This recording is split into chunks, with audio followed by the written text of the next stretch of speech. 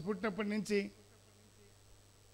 వాళ్ళని చూసుకుంటూ ఆనందంగా ఎత్తుకొని భుజాల మీద బండేసుకొని గుండెల మీద ఆడిస్తా ప్రేమనంతా చూపిస్తా తల్లిదండ్రులు పెంచుతారు. ఇంకా పెద్ద కొద్ది ఏమవుతుంది, ఇప్పుడు తండ్రి ఇంట్లో సంపాదించట్లేదు అనుకోండి, తాగుబోతాడయ్యో ఇంకేదో సంపాదించకుండా తండ్రి పైసలు తీసుకొని రావట్లేదు అనుకోండి, పిల్లలు ఉన్నారు, కొడుకులు ఉన్నారు, వాళ్ళు చిన్నపిల్లలు ఎదుగుతూ ఉన్నారు, అప్పుడు తల్లికి ఏం ఆలోచన వస్తుంది, భవిష్యత్తు పాడైపోద్దని వస్తుంది. ఆ తర్వాత వాళ్ళ భవిష్యత్తు బాగుంటుందని అనుకున్న తర్వాత కష్టాల మధ్యలో ఉన్నారనుకోండి తల్లిదండ్రులు, పిల్లల గురించి వాళ్ళు ఏమనుకుంటారంటే అంటే మీకేం రావట్లేదు ఆలోచనలు కూడా ఏం రావట్లా అయ్యా,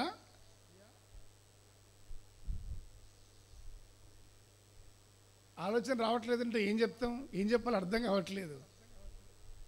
కష్టం వస్తే ఒకవేళ తండ్రి బాధ్యత లేనివాడైనా తండ్రి లేనివాడైనా ఈ పిల్లలు ఎదుగుతూ ఉన్నప్పుడు తల్లికి ఉండే ఆలోచన ఏంటంటే నా పిల్లలు పెద్దవాళ్ళైతే నాకు ఈ కష్టాలన్నీ పోతాయి అనుకోరా?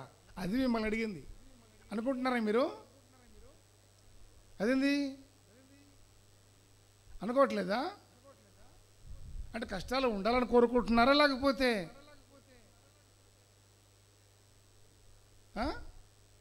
చెప్పండి. దూరాన ఉండే వాళ్ళు వింటారు, మీ మనసులో ఉన్న క్లారిటీ చెప్తే. సస్పెన్స్లో పెట్టేస్తే ఏం చెప్పకుండా పెట్టేసాడు ఈయన అనుకోరు వారు, దూరంగా ఎవరో లైవ్లో వినేవాళ్ళు. పిల్లలు పెద్దవాళ్ళు అయితే వాళ్ళు ఉద్యోగస్తులు అవుతారు, సంపాదిస్తారు, ఈ బాధలన్నీ పోతాయి. ఇప్పుడు పిల్లలు పెద్దలు అవుతున్నారు, తల్లిదండ్రులు కష్టపడి చదివిస్తున్నారు, కూలినాళ్ళు చేసి. వాళ్ళు పెద్దవాళ్ళు అయి బాగుపడే పిల్లలు చాలామంది ఉన్నారు కదా. ఒక స్థలం కొనుక్కొని, స్థలం ఉంటే ఇల్లు కట్టుకొని ఏ ఇబ్బంది లేకుండా తల్లిదండ్రులు చూసుకుంటూ సంతోషంగా ఉండే వాళ్ళు లేరా? అట్లా చూసుకుంటారు నా పిల్లలని మీరు అనుకుంటున్నారా? ఏంటో కష్టమే. ఎందుకని? నిజమే, కష్టమే, అనుకోలేం. ఆయనకేమండి కొడుకు బ్రహ్మాండంగా అంత పొజిషన్లో ఉన్నాడు, సంపాదిస్తున్నాడు. ఈయనకేమండి ఇద్దరు సంపాదిస్తారు, ఆయనకు ముగ్గురు సంపాదిస్తారు, ఆయనకి నలుగురు 4 చేతిలో సంపాదించే వాళ్ళు ఉండరు. వాళ్ళకేం తక్కువ, బ్రహ్మాండంగా ఉంటారు అనుకుంటారు. వాస్తవానికి అది పద్ధతి ఉండాలి. కానీ ఇప్పటి పరిస్థితులను బట్టి చూస్తే తండ్రులు మీరేమంటున్నారు?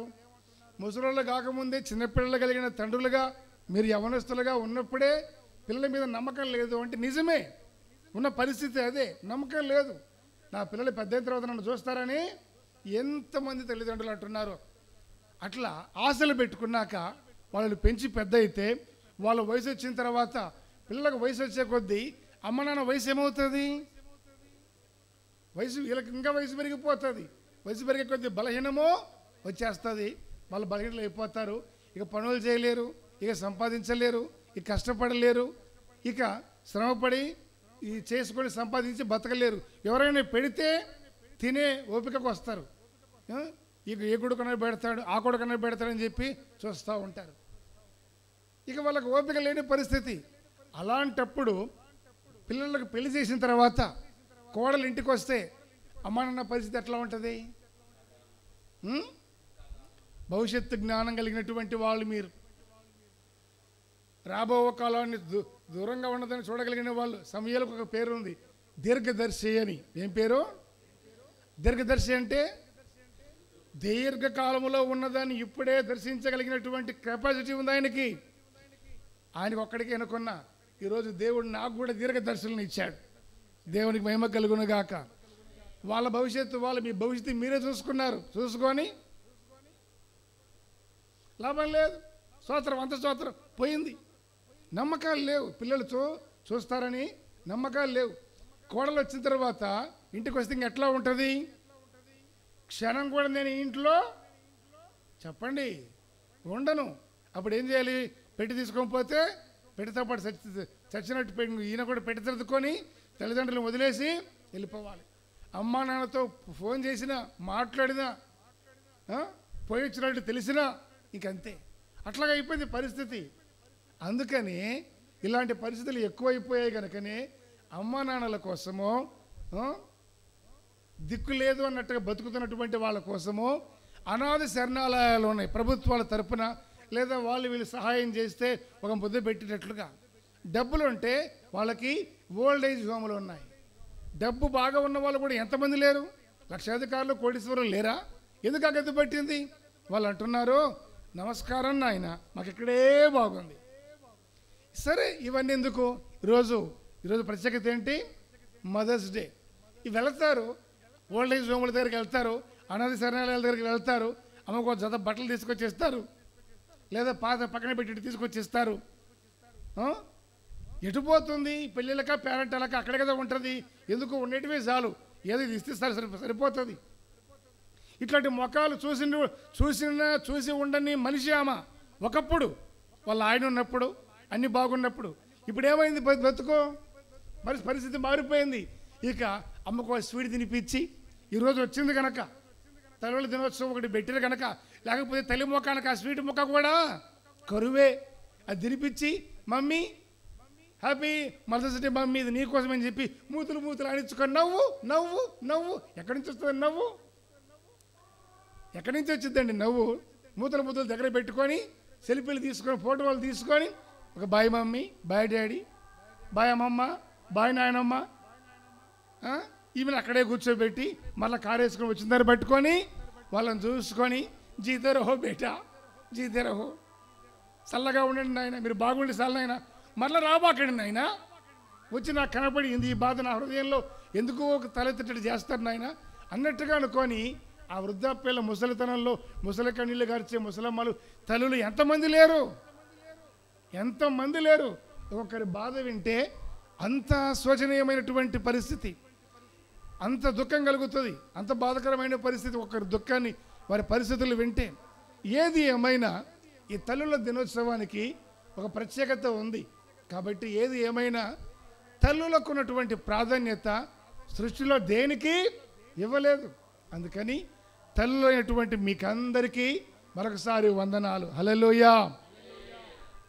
కాబట్టి తల్లి హృదయానికి ఉన్న గొప్పతనం వేరు, తల్లి ప్రవర్తనకు ఉండే విధానం వేరు, తల్లి తన బిడ్డల పట్ల ఉన్న ఆలోచనలు వేరు.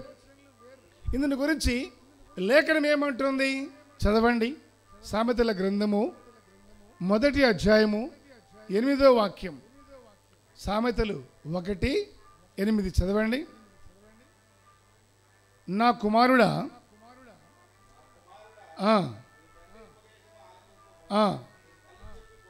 నీ తల్లి చెప్పు బోధను త్రోసివేయకము చాలు.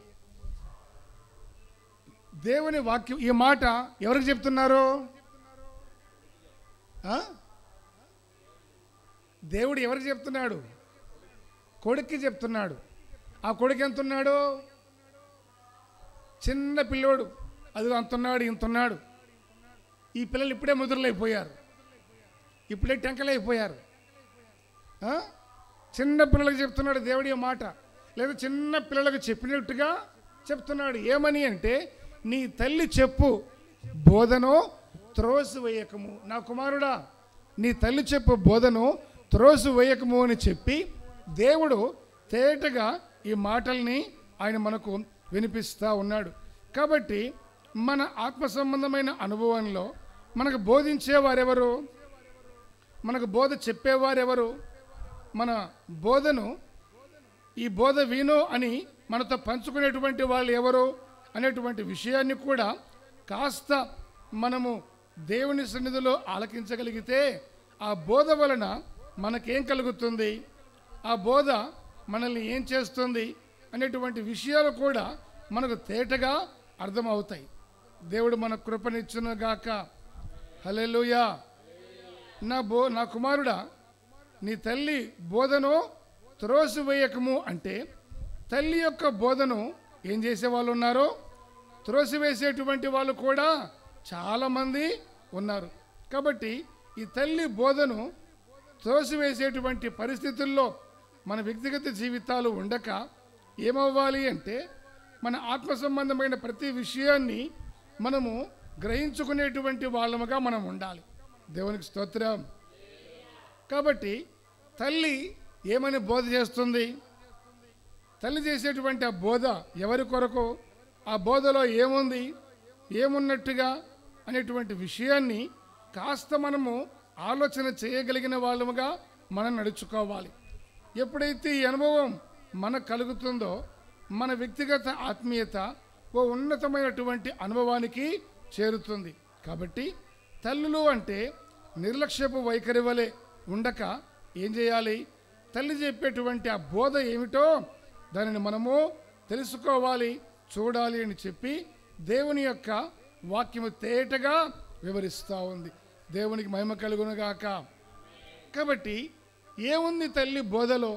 అసలు తల్లిలో ఉన్నటువంటి ప్రత్యేకమైన ఆ అనుభవాలు ఎలా ఉంటాయి, ఏమి సంగతి అని చూస్తే తల్లి యొక్క అనుభవాలు చరిత్రలో ఎద చెప్పుకున్న తరగని అనుభవాలు గనివలే అంతకంటే ఎక్కువగా తల్లిని గురించి యేసు ప్రభు ప్రస్తావిస్తున్నాడు. దేవుని వాక్యం బైబిల్ చరిత్ర ఘోషిస్తుంది. కాబట్టి ఈ పూట కొన్ని మాటలు ఏముంది తల్లి యొక్క ప్రత్యేకత అని చూస్తే చూడండి. తెస్సలోనికైలకు రాసిన మొదటి పత్రిక 2వ అధ్యాయము 7వ వాక్యం. తెస్సలోనికైలకు రాసిన మొదటి పత్రిక 2వ అధ్యాయము 7వ వాక్యాన్ని చూడండి.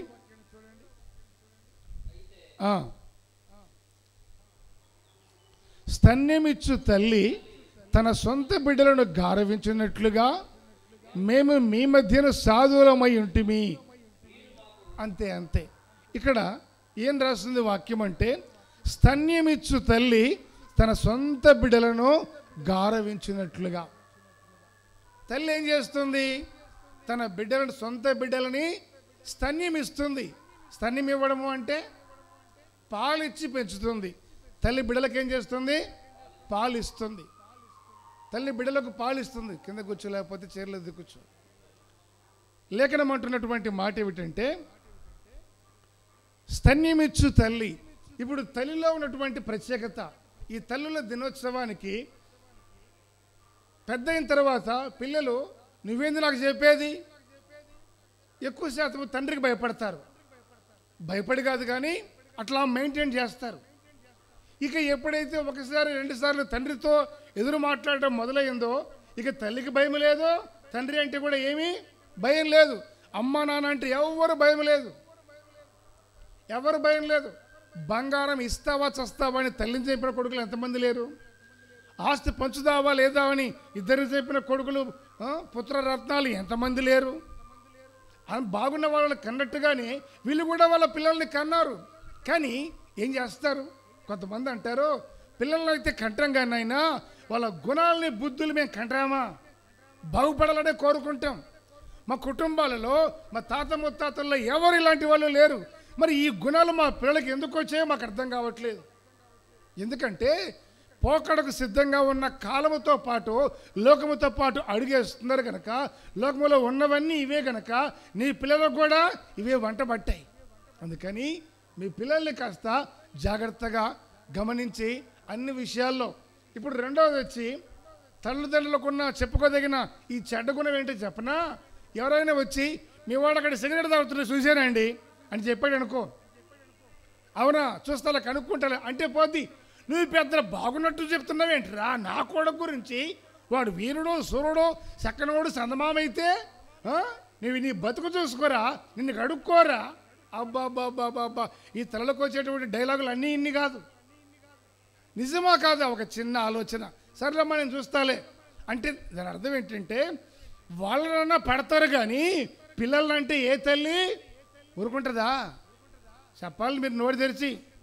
ఇప్పటివరకు బాగానే చెప్పారుగా, మళ్ళీ తల్లి పిల్లలు అనేసరికి మౌనం అయిపోయారు. ఈ పూట కాస్త మీరు ఓర్చుకొని చెప్పాలి, తప్పదు. పిల్లల జోలికి వస్తే ఏ తల్లి అయినా ఊరుకుంటుందా? తల్లి కాదు కదా. తల్లి అయిన కోడి ఊరుకోదు, తల్లి అయిన ఒక పక్షి ఊరుకోదు, తల్లి కుక్క ఊరుకోదు, తల్లి అయితే పంది కూడా ఊరుకోదు. ఎందుకని? ఆ మాతృత్వ స్వభావం, దానికి ఉన్న లక్షణాలు అంత గొప్పవి. సరే, ఇక్కడ చూస్తే వాక్యము తల్లి ఏం చేసిందట అడిగితే వాక్యం అంటుంది. ఈయన రాస్తున్నాడు పౌలు గారు తెస్సలోనిక సంఘానికి, స్తన్యమిచ్చు తల్లి తన సొంత బిడ్డలను గారవించినట్లుగా, గారాబం చేసినట్లుగా, పాలిచ్చే తల్లి, తన బిడ్డలకు పాలిచ్చే తల్లి, ఆ తల్లి పిల్లలు ఏం చేస్తుంది? అంతగా చూస్తుంది, అంతగా నెత్తిన పెట్టుకుంటుంది, అంతగా ఆడిస్తుంది.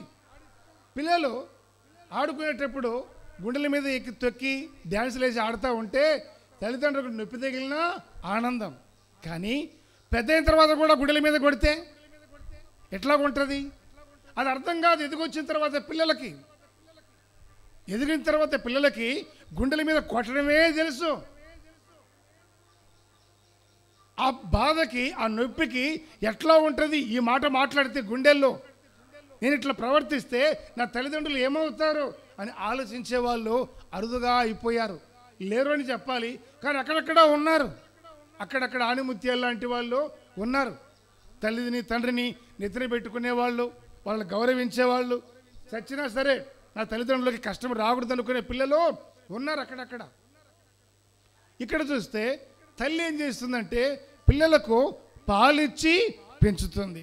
కాబట్టి మన ఆత్మీయతలో యేసు ప్రభు దగ్గరకు వచ్చినటువంటి మనము కూడా ఆయన సన్నిధిలో మనము ఉండాల్సినటువంటి విధానం ఎలాంటిది అంటే, పాలిచ్చి పెంచిన పిల్లలు తల్లి ఒడిలో ఏ విధంగా ఉంటారో మనము గుడిలో కూడా దేవుడి సన్నిధిలో పసిబిడ్డల వలె మనము ఆయన ద్వారా పొందిన మేలును కలిగి మనము దాంతో తృప్తిపడి సంతోషపడేటువంటి వాళ్ళముగా ఉండే మనసు మనకు కావాలి. అందుకని యేసు ప్రభు ఆయన నేను మీకు తల్లిని అని తల్లిగా ఆయన చెప్పుకున్నాడు. దేవుడికి స్తోత్రం. చెప్పాడా లేదా? దేవుడు మనకు తల్లిగా చెప్పాడా లేదా? ఆయన మనకు తల్లి, తండ్రి కూడా. సరే, ఈరోజు మనం తల్లుల గురించి చదువుతున్నాం కనుక ఆయన మనకు తల్లి వలె ఉండి, తల్లి ఆదరించినట్లుగా, తల్లి ఎత్తుకున్నట్టుగా, తల్లి నడిపించినట్లుగా అనేక విధాలుగా ఏమవుతుంది అంటే ఆయన మనల్ని తల్లి వలె ఎత్తుకొని మనల్ని బలపరిచి నడిపిస్తూ ఉన్నాడు. మరొక మాట చూడండి, ఇందుకు లేఖనం ఏముంటుంది? హెబ్రీ పత్రిక 5వ అధ్యాయము 12-13 వాక్యాలు చూడండి. హెబ్రీ 5:12-13. కాలమును బట్టి చూచితే మీరు బోధకులుగా ఉండవలసిన వారై ఉండగా దేవోక్తులలో మొదటి పాఠములను ఒకడు మీకు మరలా బోధింపవలసి వచ్చెను. మీరు పాలు త్రాగవలసిన వారే గాని బలమైన ఆహారము తినువారు కారు. మరియు పాలు త్రాగు ప్రతివాడును శిశువే గనుక నీతి వాక్య విషయములలో అనుభవము లేనివాడై ఉన్నాడు. చూసారా ఏం రాశాడో? వాక్యం ఉంటుంది, కాలాన్ని బట్టి చూస్తే మీరు బోధకులుగా ఉండవలసిన వారై ఉన్నారు.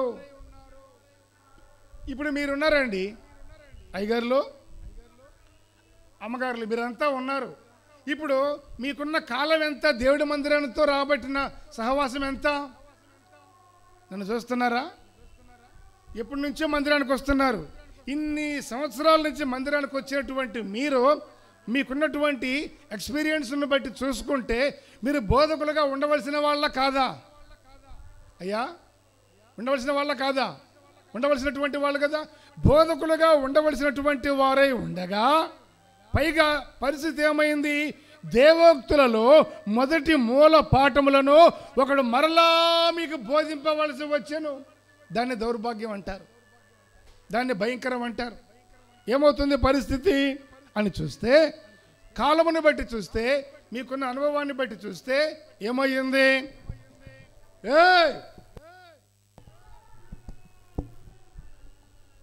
చెప్పండి గట్టిగా.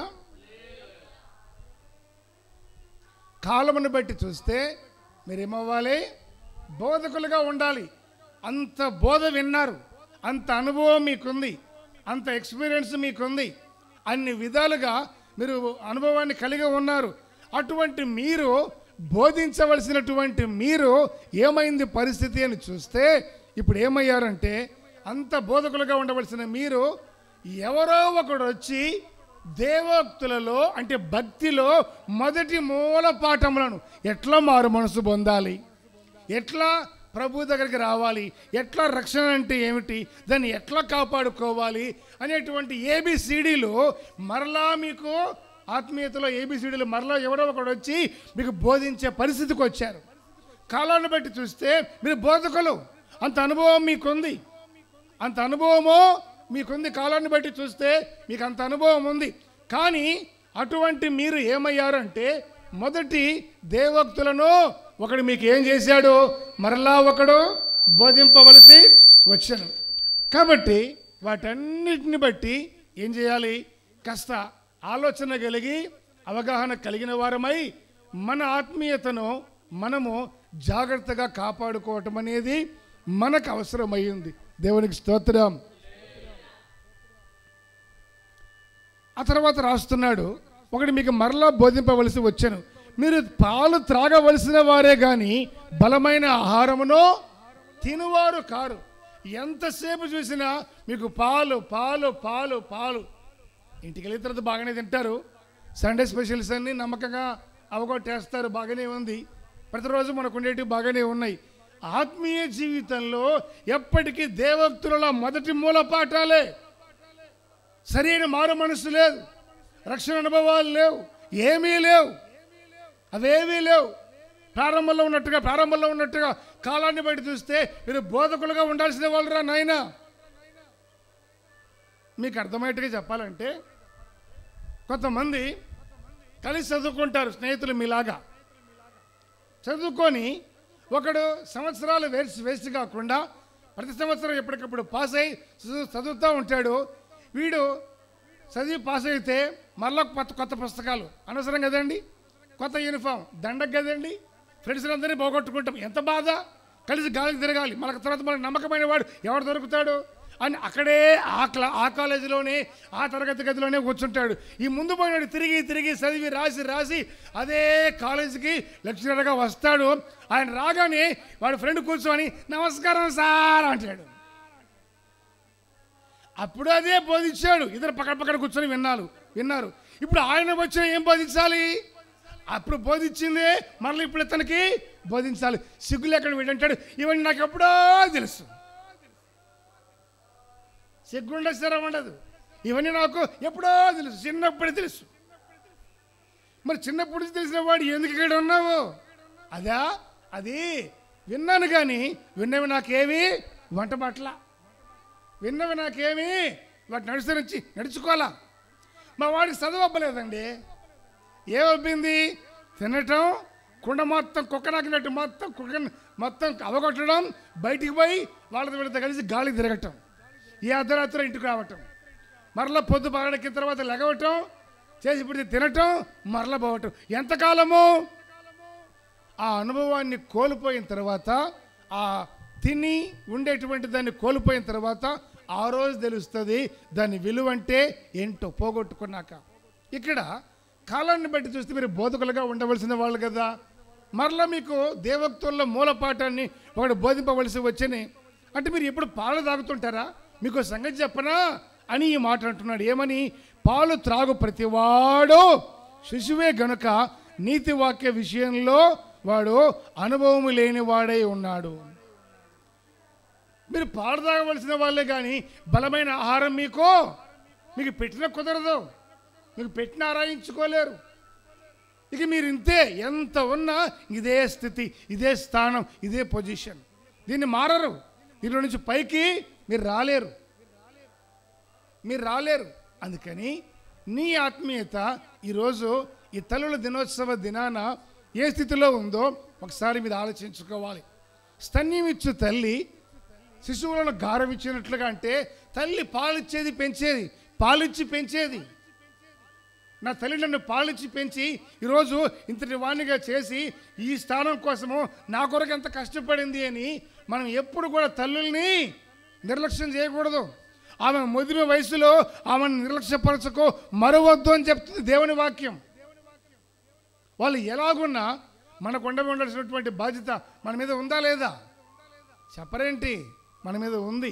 గనుక దేవుడు మనకిచ్చిన పనిని మనము సంపూర్తి చేసే మనసు కలిగిన వాళ్ళముగా మనం ఉండాలి. ఆ మనసు లేదంటే నువ్వు ఎదగలేదు, ఇంకా పాలు తాగే వ్యక్తివే. నువ్వు ఎంత పెద్ద వ్యక్తివైనా, ఎదిగిన వాడివైనా, ఎదిగిన దానివైనా, నీలో ఈ తల్లిని ప్రేమించే మనసు లేకపోతే నీలో ఏం లేదో ఇతరులకు మాదిరిగా ఉండే అనుభవమో నీకు లేదు. ఇంకా నీవు చిన్న బిడ్డవే, యువర్ కిడ్. ఎదుగుదల లేని వ్యక్తివి. ఎదుగుదల లేకపోతే బలమైన ఆహారమో వాళ్ళకి పెట్టరు. అంటే దేవుడి దగ్గర నుంచి బలమైన ఉపదేశమైన బలాన్ని కలగజేసి మరి ఏమైనా నీకు ఇవ్వాలంటే ఇవ్వగలడా? ఇవ్వలేడు. ఈ చిన్న చేతుల్లో ఎత్తుకునే బిడ్డలకి బిర్యానీలు పెడతారా? అవి ఇవి పెడతారా? కొంతమంది పెడతారు కకృతి పడి తినాలని. లేని తినాలి, ఆ స్వభావాలని రావాలి, ఇక అంతే, వాళ్ళని బాగుపడినీరు. పిల్లల ఎదుగుదల ఎట్లాంటిది? దేవుని సంబంధమైనదే ఉండాలి. చిన్న వయసులో చూడండి, 10 ఏళ్ళు ఉండి లేక మునిపే, 10 ఏళ్ళు ఉండి లేక మునిపే, 10 దాటక మునిపే తాగుడుకు అలవాటు పడిన పిల్లల్ని ఎంతమందిని చోట్ల. ఒక పిల్లవాడు నాతో మాట్లాడుతున్నాడు. ఏరా ఏం చేస్తున్నావు?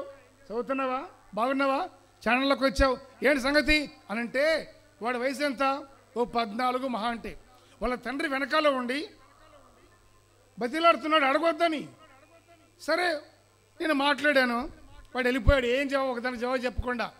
ఏం చెప్పమంటావన్నా, వాడి పరిస్థితి బాగలేదు, వాడు మత్తుకు అలవాటు పడ్డాడన్నా, వాడు డ్రగ్స్కి అలవాటు పడ్డాడు, ఎక్కడ తెచ్చుకుంటున్నాడో ఏమో, వాడికి ఎవరిది అలవాటు నేర్పించారో, వాడు స్కూల్ కని పోతాడు, కాలేజ్ చదువుకునే దానికని పోతాడు, ఎటు పోతున్నాడు ఏమో, ఎప్పటి నుంచి అంటే ఎప్పటి నుంచో ఉంది. వాడు వయసు ఎంత అన్నా, గిల్లితే పాలుగారే వయసులో గిల్లితే వాళ్ళకి వైన్ గారుతుంది, మత్తు పదార్థాలు గారుతున్నాయి ఆ శరీరం అంతా. ఇక మెంటలకి ఒక వయసు వచ్చేసరికి మెంటలు పనులు చేసి ఏమవుతున్నారు? ఏ చిన్న పని కాదన్నా ఇక తల్లిదండ్రుల్ని చంపేదానికి కూడా వెనుకాడట్లా. అటువంటి దయపు ఆత్మ ఏలుతా ఉంది ఈ తరాన్ని, యువతరాన్ని ముఖ్యంగా. అటు దుస్థితి దుర్గతి యవనస్తులందరికీ దూరం అయిపోవునుగాక. ఆత్మ సంబంధమైన ప్రతి విషయంలో లేఖనాన్ని బట్టి చూస్తే, నీవు పాలు త్రాగుతూ ఉన్నట్లయితే నువ్వు పసివాడివే. నువ్వు పసివాడిగా ఉంటే నష్టం ఏంటి? నీతి వాక్య విషయములలో అనుభవము లేని వాడవై ఉన్నావని తెలుసుకోవాలి. నీతి వాక్య విషయంలో, నిత్యత్వాన్ని గురించిన విషయాల్లో, దైవికమైనటువంటి విషయాలలో నీకేమీ లేదు, అనుభవం లేదు. నీతి వాక్య విషయాలలో, దేవుని రాజ్యాన్ని గురించిన విషయాలలో నీకు అనుభవం కలగాలనే నీవు పాలు తాగే వ్యక్తిగా అప్పటి నుంచి నీకు వాక్యం అనే పాలు దాపిచ్చాడు. సంఘం అనే తల్లి ఒడిలో, సంఘము ఏం చేసింది? దేవుని వాక్యముతో పసిబిడ్డకు పాలు దాపినట్లుగా, స్తన్యం ఇచ్చినట్లుగా నీకు పాలు దాపి పెంచింది. కానీ కాలాన్ని బట్టి చూస్తే నీవు బోధకుడిగా ఉండవలసిన నీవు ఇంకా స్తన్యం దగ్గర ఉండి, తల్లి సంకలో ఉండి, తల్లి పాలు దాకా పసిబిడ్డలాగా ఎదగని వ్యక్తివిగా నీవు ఉంటే ఇక నీతి వాక్యము, నీతి రాజ్యాన్ని గురించిన ఆ విషయాల్లో నీకు అనుభవం కలిగేది ఎప్పుడో అని బాధపడుతుంది తల్లి అయిన దేవుని వాక్యం. దేవునికి స్తోత్రం. మన మనసు మార్చుకోవాలి. బాధపడుతుందని మనము దేవునికి స్తోత్రం అని చెప్పుకుంటే అది కాదు, కానీ మనసు మార్చుకుంటే దాన్ని బట్టి దేవునికి మహిమ కలుగుతుంది. మరొక మాట చూడండి, నీ ఆత్మీయతలో నీకు ఎదుగుదల కావాలంటే నీవేమవ్వాలి? బోధకునిగా ఉండాలి. అంటే ఇతరులకు నీ మూలముగా ప్రయోజనం కలగాలి, ఇతరులు నీ మూలముగా ఆత్మీయ లబ్ధి పొందాలి, ఇతరులు నీ మూలముగా వాక్యానికి దూరంగా ఉన్న వాళ్ళు వాక్యానికి దగ్గర అవ్వాలి. నీవు ఏ వాక్యాన్ని విన్నావో అది పంచుకుంటే, ఆ వాక్యాన్ని పంచుకుంటే, ఎక్కడైనా పెళ్ళిలో ఇప్పుడు 4 స్నేహితులు ఉన్నారు అనుకోండి, ఒకడికి పెళ్ళి అయింది, వాడి పెళ్ళిలో భోజనాలు చక్కగా అన్నీ బాగా సెట్ అయ్యి గ్రాండ్గా జరిగింది అనుకోండి, మిగతా వాళ్ళు పెళ్ళి ఎప్పుడైనా పెళ్ళి అయిపోయిన తర్వాత వాడి పిల్లలు భలే చేశారా, బ్రహ్మాండంగా చేశారా చెప్పుకుంటారు.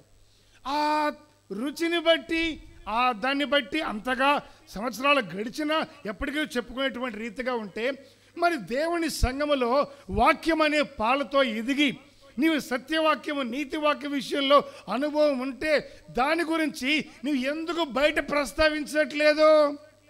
ప్రస్తావించలేని, ఎదుగుదల లేని బాల్యములో నీవు ఉన్నావు గనక, ఎదుగుదల లేని వ్యక్తిగా నీవు ఉన్నావు గనక, ఆత్మీయతలో ఒక ఉన్నతమైన అనుభవానికి చేరే అనుభవాన్ని పొందలేని వ్యక్తివిగా నీవు ఉన్నావు గనక ఏమైంది పరిస్థితి అని చూస్తే ఇంకా నీవు వెనుకబడిపోయావు. నీవు బోధకునిగా ఉండాలి. కాలాన్ని బట్టి చూస్తే మీరు బోధకులుగా ఉండాలి. ఇతరులు నీ బోధ వలన ప్రభు దగ్గరికి రావాలి. మరి ఏముంది మీ దగ్గర ఈ రోజున? దేవుడి మందిరానికి వస్తున్నారు, దేవుడితో ఉన్నారు. పురుషులైనా మగవాళ్ళైనా ఆత్మీయంగా దేని కిందికి లెక్కలోకి వస్తారు చెప్పండి? వాక్యానుసారంగా చూస్తే దేని కిందికి లెక్కలోకి వస్తారండి అందరము? అయ్యా తెలుసా తెలీదా? అంటున్నారా? ఒక క్లారిటీ ఇస్తే నేను చెప్పేస్తా. బాబు గారు దేని కిందకి వస్తున్నారు? స్త్రీ కిందికి లెక్కలోకి వస్తున్నామా లేదా? ఎందుకు వస్తున్నాం? స్త్రీ అంటే ఎవరు? పెండ్లి కుమార్తె, సంఘం. వరుడు ఆయన పెండ్లి కుమారుడు. ఆయన పెండ్లి కుమారుడు అయినప్పుడు సంఘం ఏమవుతుంది? పెండ్లి కుమార్తె చెప్తున్నాం కదా. ఇప్పుడు మన సంఘంలో ఉన్నామా లేదా? ఏ లెక్కలోకి వస్తాము? పెళ్లి కుమార్తె లెక్కలోకి వస్తాం. అందుకని మన ఆత్మీయతలో అంటే స్త్రీ ఈరోజు తల్లుల దినోత్సవం కదా, బోధంతా తల్లులకే, నాకేం కాదు, అటుపో సాగలో ఇంటికాడ కుక్క చచ్చిపోయింది, అటుపో పొగంతా అన్నట్టుగా నాకు కాదు అనుకుంటారేమో మీరని చెప్పి క్లారిటీగా చెప్తున్నా. కాలాన్ని బట్టి చూస్తే బోధకులుగా ఉండవలసిన నీ ఆత్మీయత ఏమైంది? ఇప్పుడు నీవు ఇతరులకు ప్రయోజనకరంగా ఉండాలి, ప్రయోజనకరంగా ఉండేటట్లుగా ఉండాలని దేవుడు తీసుకొచ్చి సంఘం అనేటువంటి తల్లి ఒడిలో నిన్ను చేర్చాడు. పాలు దాపుతారు, ఎదిగే కొద్ది ఆహారం మారుతుంది, ఇంకొంచెం బలమైన ఆహారము నీకు ఇవ్వబడుతుంది. నువ్వు ఎంతటికి పాలకి అలవాటు పడితే నువ్వు చిన్న పిల్లవే కానీ ఎదిగిన వ్యక్తివి నీవో కావు. బలమైన ఆహారమో నీకు తగదు. కాబట్టి నీ భక్తి వల్ల, నీ ఆత్మీయత వల్ల ఏమవ్వాలి అంటే ఇతరులకు క్షేమాభివృద్ధి కలగాలి. ఇతరులు ప్రభు దగ్గరికి వచ్చి ఈ తల్లి స్తన్యమిచ్చి పాలిచ్చి పెంచుతుంది కనుక ఆ ఎదుగుదల కావాలని కోరి నీ వలే ఉండాలని ఆశించే మనసు నిన్ను చూసిన ఇతరులకు కనబడాలంటే నీలో ఏదో మేలు ఉంది. దేవుడి దగ్గరికి వెళ్ళిన తర్వాత నీ ఎదుగుదల ఇలా ఉందని నిన్ను, నీ క్రియల్ని, నీ మాటల్ని, ప్రవర్తనను బట్టి నిన్ను చూసేవాళ్ళు ఇతరులు గ్రహించేటట్లుగా నీ నోటి మాట ఉండాలి. నీవు బోధకులుగా ఉండవలసిన వాళ్ళవి గనక దేవునికి స్తోత్రం. అందుకని మొదటిగా తల్లిలో ఏముంది? పాలిచ్చి పెంచే అనుభవం ఉంది. కన్న తల్లిలో, సంఘమైన తల్లిలో కూడా. రెండవదిగా మరొక విషయాన్ని జ్ఞాపకం చేసుకుందాం, మరో సంగతిని మనం ధ్యానించుకుందాం. ఏమి విషయం అంటే, ఇప్పుడు దావీదు కుమారుడైన సొలొమోను ఉన్నాడు.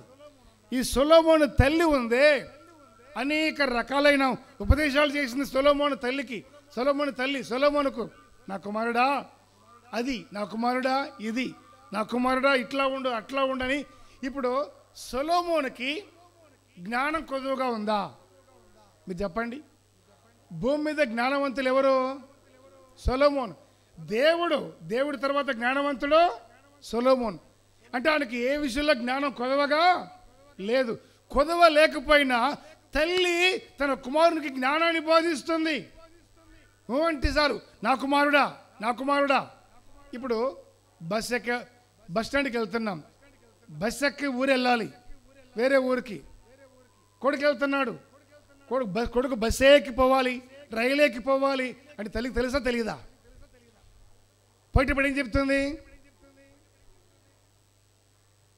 వెళ్ళేటప్పుడు ఏం చెప్తుందండి? బస్సు ఎక్కేటప్పుడు జాగ్రత్త, దిక్కులు చూడొద్దు. రైలు ఎక్కేటప్పుడు జాగ్రత్త, అటు ఇటు చూసుకుంటే రన్నింగ్లో దిగొద్దు.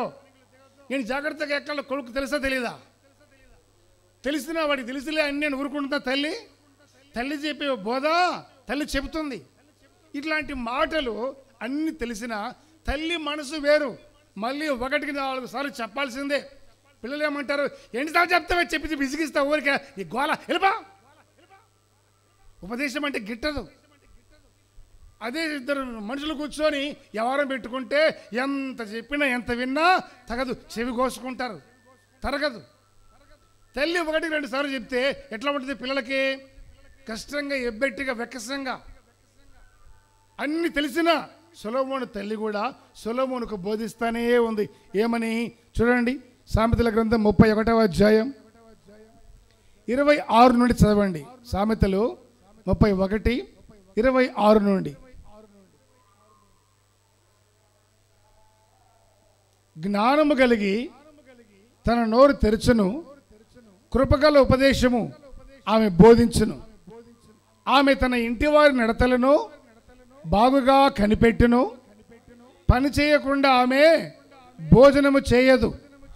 ఆమె కుమారులు లేచి ఆమెను ధన్యురాలందరూ. చాలామంది కుమార్తెలు ప్రతివ్రత ధర్మమును అనుసరించి చాలు చాలు ఆమె కుమారులు ఏమంటారట? నిద్ర లేవగానే తల్లిని ఏమంటారట? ధన్యురాలందరూ. చూడండి, కుమారులట తల్లిని ప్రతిరోజు లేచి నువ్వు ధన్యురాలవమ్మా, నువ్వు ధన్యురాలవమ్మా అంటారట.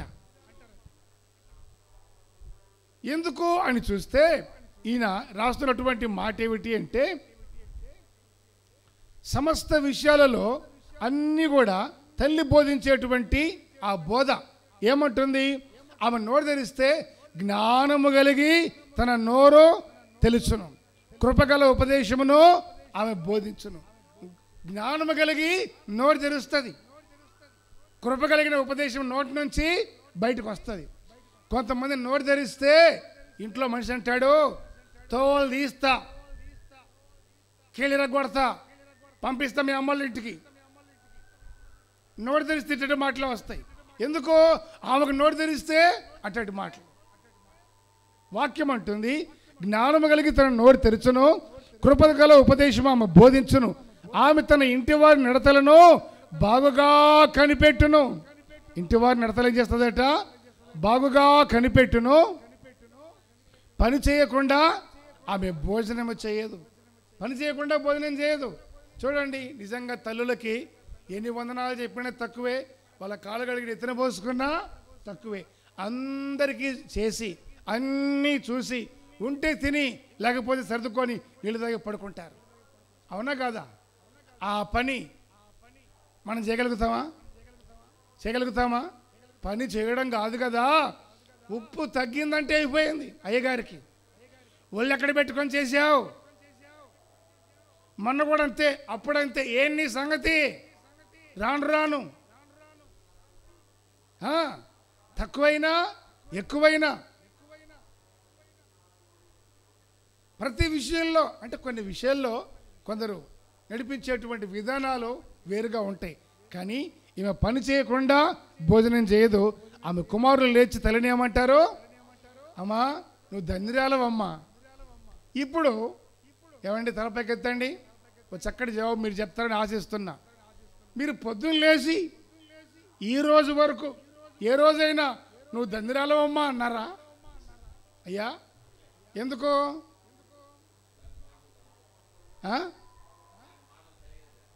తెలీదా?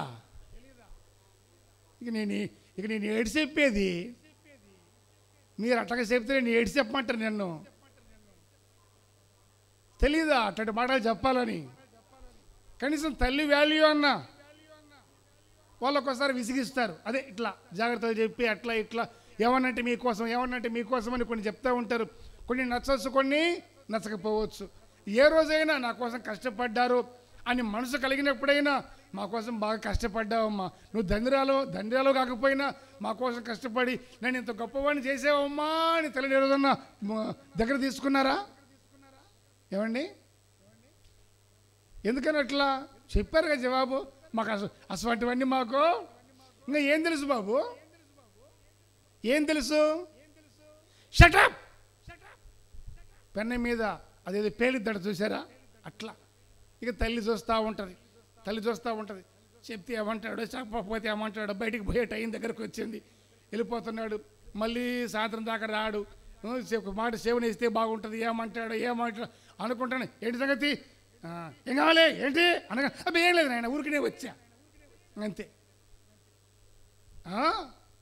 పేలటమే, లచ్చింబాంబులాగా, చిచ్చుబుడ్డిలాగా పేలటమే. పేలే వాళ్ళ దగ్గర గట్టికెళ్ళడు చెప్పండి. అబ్బా ఏమి జాగ్రత్త, ఎంత జాగ్రత్త నాకు తెలియదు. ఎవరు పేలుతారు ఎవరు పేలరు. మీరు గుడిసప్పుడు కాకుండా ఏమంటారు దాన్ని? పాలు తాగి పిల్లి కళ్ళు మూసుకొని పిల్లి పాలు తాగుతుందంట. నన్ను ఎవరు చూడలేదని. మీరు అసలు ఈ పిల్లి పాలే తాగదే, ఇది నీళ్లు తాగే పిల్లే, ఈ పిల్లి పాలు తాగితే నేను నమ్మలేని అన్నంత నమ్మకంగా. దానికి కూడా లేదు ఆస్కార్ అవార్డు, మీరు సంపాదించేస్తారు. ఎంత జాగ్రత్తగా ఉన్నారో చూసుకోండి.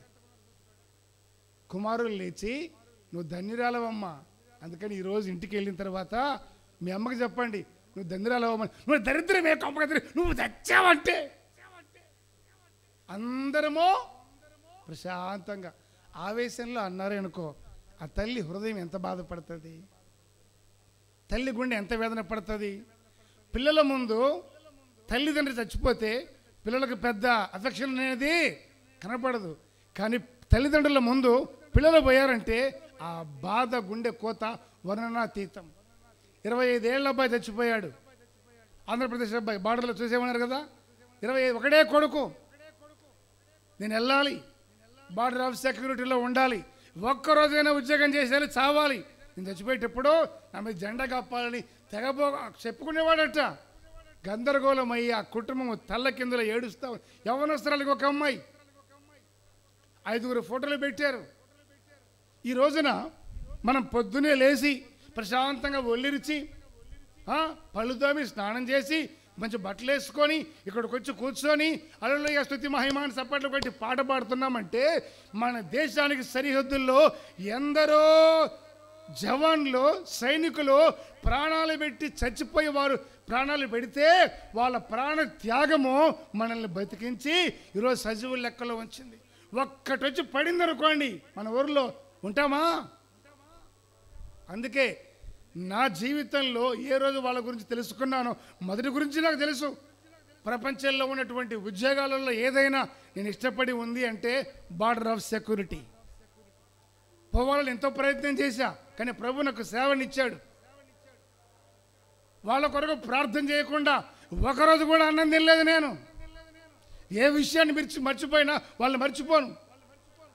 ఒక్క సైనికుడు ఏ మారిస్తే ఏం జరుగుతుంది? శత్రు జొరబడితే లోపల వాళ్ళ విలువ దేశానికి తెలియదు, వాళ్ళ పడే శ్రమ, వాళ్ళు పడే బాధ దేశానికి తెలియదు. గడ్డగట్టే చలిలో జోరున వాన కానీ ఎండలు కానీ దేశానికి చుట్టూ సముద్రాల్లో ఉన్న చోట నీళ్ళల్లో సముద్రాల్లో గడుపుతూ సైన్యం అంతా సైనికులు ఎంత ప్రయాసపడి కష్టపడుతుంటే మనకు అర్థం కావట్లే వాళ్ళ త్యాగం. నన్ను అడిగితే దేవుని ఎరిగిన వ్యక్తిగా వాళ్ళ కోసం ప్రార్థన చేయకపోతే దేవుడు కూడా మనల్ని క్షమించాడు కాక క్షమించాడు ఖచ్చితంగా చెప్తా. మనకు బాధ్యత ఉంది, దేవుడికి స్తోత్రం కలుగునే కాక. మన దేశం మీద మనకు భారం ఉంది. దేశాన్ని గురించిన సంగతులు ఎన్నో చెప్పాడు దేవుడు. కాబట్టి ఏ సంగతుల మీద వేటి మీద మనకు బాధ్యత ఉందో వాటిని బట్టి మనము ప్రార్థన చేయాల్సిన ఆవశ్యకత అంతగా మనకు ఉంది మన మీద. వారి కొరకు ప్రార్థన చేసే మనసు దేవుడి మీద ప్రతి వారికి కలుగజేయును గాక. హల్లెలూయా. ఇక్కడ వాక్యాన్ని చూస్తే పిల్లలు లేసి నువ్వు ధన్యురాలవమ్మా అంటారట. అనండి ఇంటికి వెళ్ళిన తర్వాత. ఎవరిని ధన్యురాలని అనాలో మనకు తెలియదు. కరెక్ట్గా చెప్పారు మీరు, మాకు ఆ సంగతులన్నీ తెలియదు కాబట్టి తల్లి అయినటువంటి సంఘము మిమ్మల్ని ఒడిలో ఎత్తుకొని పాలు తాగే వాళ్ళ ఉండక, పాలు తాగే పిల్లడు నువ్వు ధన్యురాలవమ్మా అంటాడా? మాటలు రానోడు పెద్దోడు అంటాడు కదా. అందుకని పాలు తాగే వాళ్ళవి మాత్రమే మీరు ఉండక ఎదిగిన వాళ్ళగా ఉండాలని మీలో ఎదుగుదల కలగజేసి దానికి తగిన ఉపదేశాన్ని తల్లి అనే సంఘం మిమ్మల్ని ఒడిలో పెట్టుకొని మీకు నేర్పుతా ఉంది. మీరు నేర్చుకుందురుగాక. మీరు నేర్చుకుంది వాస్తవం అయితే ఏముందిలే మా అమ్మేగా అనుకోకుండా ఇంటికి వెళ్ళి చెప్పండి. దాన్ని వాక్యానికి విధేయత కలిగిన మనస్సు అంటారు. ఒక గిఫ్ట్ కొనివ్వండి, ఒక చీర కొనివ్వండి. కొడుకు ఉద్యోగంలో జాయిన్ అయ్యాడు. ఉద్యోగంలో జాయిన్ అయితే తల్లికి బోన్ క్యాన్సర్ మనసులో ఉంది. ఇక తిరిగి కాళ్ళు అరిగిపోయింది. ఇక తిరిగి మొత్తం ఉద్యోగం సంపాదించాడు, మంచి ఉద్యోగమే. నాకు ఉద్యోగం వచ్చింది అనగానే ఇక వాళ్ళమ్మకి ఆనందం అంతా ఇంత కూడా కాదు. అయ్యా నువ్వు ఉద్యోగం రాగానే ఏం చేస్తావు, డబ్బులు ఏం చేస్తావు అంటే, అమ్మా మంచి ఇల్లు, మన ఇల్లు పాడైపోయింది కదా, ఎప్పుడు పడిపోతుందో తెలియదు, దీన్ని సరి చేస్తా, బయటంతా కాంపౌండ్ కడతా, విశాలంగా నీకు పెద్ద ఇల్లు కడతా అన్నీ చెప్పిన తర్వాత ఇంకేం చేస్తావు, ఇంకేం చేయాలో చెప్పు అంటే నీకు జీతం రాగానే ముందు నాకు ఒక చీర కొనుక్కొచ్చి పెట్టరా, అది కట్టుకుంటా. నువ్వు మంచంలోనే కదా, నిలబడే పరిస్థితుల్లో లేవు కదా, గుండెల మీద కప్పుకుంటానయ్యా, మీద కప్పుకుంటానయ్యా. మరి తల్లులకి ఇదేమి గుణమో ఇదేమి స్వభావమో తెలియదు, కానీ ఎన్నిచ్చినా ఏమిచ్చినా వాటి వల్ల కలిగే ఫీల్ వేరు. ఒక జత బట్టలు కొన్ని చీర కొన్ని చేతిలో పెట్టామా, వాళ్ళకి ఏమొస్తాయి? తల్లులు చెప్పండి, ఏమొస్తాయి? నువ్వు ఎప్పుడు డిశ్చార్జ్ ఇచ్చావో ఏం కథలో అమ్మ అంటుంటే, నా జోలు రాబాక నాయన, నన్ను ఎందుకు అడుగుతావు తండ్రి, తెలియని సబ్జెక్టు, నేను ప్రిపేర్ అవ్వలేదు బాబు అన్నట్టు ఉంది. చెప్పు తల్లి. ఇంకా ఆనంద బాష్పాలు ఖచ్చితంగా ఒక తీసుకెళ్ళి చేతిలో పెట్టగానే దాన్ని హత్తుకొని పటపట కన్నీళ్ళు ఇడుస్తారు. 10,000 ఇచ్చినా రావు, వస్తాయా? 500 పెట్టిస్తే కొనిచ్చినట్టు వస్తాయి. మరి అదేం వీక్నెస్ అంటే దాంతో వాళ్ళకు ఉన్నటువంటి లింకప్ అటువంటిది. ఇక 10,000 ఇస్తే ఏం చేస్తారు? అవి ఇవి కొని దెబ్బ ఖర్చు పెట్టేస్తారు. ఒక 1,000 రూపాయలు 500 పెట్టి ఇవి కొనిస్తే ఏం చేస్తారు?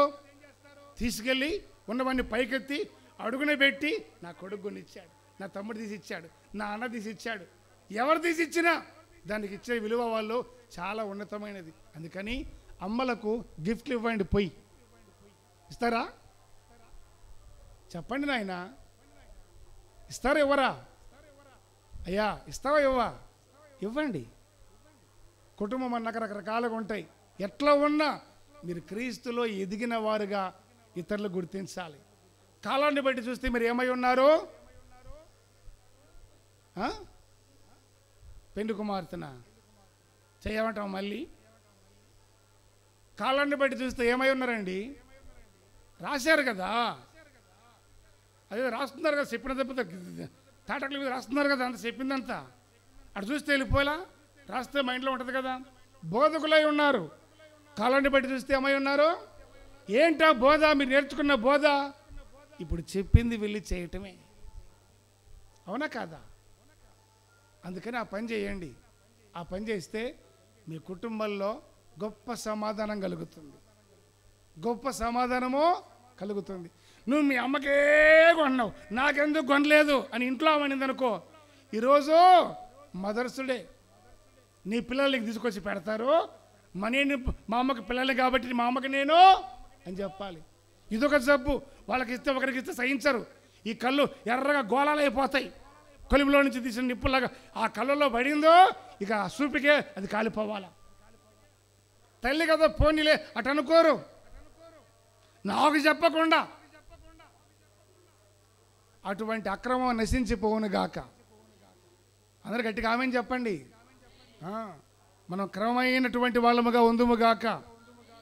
వాక్యాన్ని బట్టి చూస్తే ఏమైంది? ధన్యురాలు. ఎందుకు ధన్యురాలు? చూడండి మరొక మాట, తిమోతికి రాసిన 2వ పత్రిక 24-25 వాక్యాలు.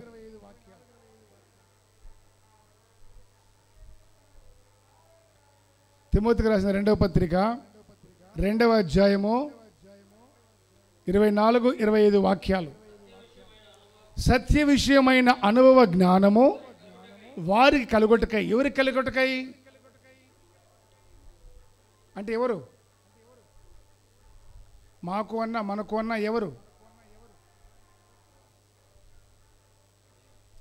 అదే మేము అంటే ఎవరండి? చదివిన వాక్యాల్లో చెప్పాలి. ముందు చదివారు కదా, ఆ వాక్యాలు చెప్పాలి. ఎవరు? చూడండి, కాలాన్ని బట్టి చూస్తే ఏమవ్వాలి? బోధకులై ఉండాలి. కానీ వాళ్ళు ఏమై ఉన్నారట? శిశువులై ఉన్నారట. వాళ్ళకి చదువు, ఇప్పుడు చదువు. సత్య విషయమైన అనుభవము, అనుభవ జ్ఞానం వారికి అంటే ఎదగవలసినటువంటి వాళ్ళ ఉండి కూడా పిల్లలుగా ఉన్న వాళ్ళకి. అంటే ఇప్పుడు మనకు కలుగుటకై దేవుడు ఒకవేళ ఎదురాడు వారికి మారు మనస్సు దయచేయను. ఎదురాడు వారికి, ఎదురాడడం అంటే ఏంటి? ఎదురు సమాధానం చెప్పటం కాదు. చేయండి, నేను చేయను, చేసుకో, అది కాదు ఎదురాడడం అంటే. నువ్వు బోధకుడుగా ఉండవలసినటువంటి నీవు ఉండకపోవటమే ఎదురాడటం. నువ్వు ఎదిగిన వాడిగా ఉండమంటే, వాక్యాన్ని బట్టి ఎదగమంటే నువ్వు వాక్యంలో పసిపిల్లవాడిగా ఉండటమే ఎదురాటం. అటువంటి వారికి సత్య విషయమైన అనుభవ జ్ఞానం వారికి కలుగుటకై దేవుడు ఒకవేళ ఎదురాడు వారికి మారు మనసు దయచేయను.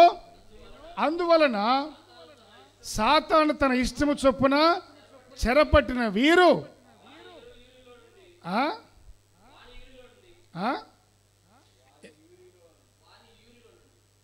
ఎటో నువ్వు స్పెల్లింగ్ మిస్టేక్ అయిపోతున్నావు. యూరిన్ టెస్ట్ కాదు, సరిగా చదువు. యూరి ఉందా? యూరి ఉందా? యురి, ఉరి. దాన్ని వాడుక భాషగా మాట్లాడుతూ వాడిని యురి అని రాశాడు. యురి, యురి అంటే ఉరి. మరల చదువు, 25 నుండి చదువు. అందువలన 25 సాతాను తన ఇష్టము చొప్పున చెరపట్టిన వీరు ఎవడాడు? సాతానుగాడు. వాని ఉరిలో నుండి తప్పించుకొని మేలుకొందురేమో అని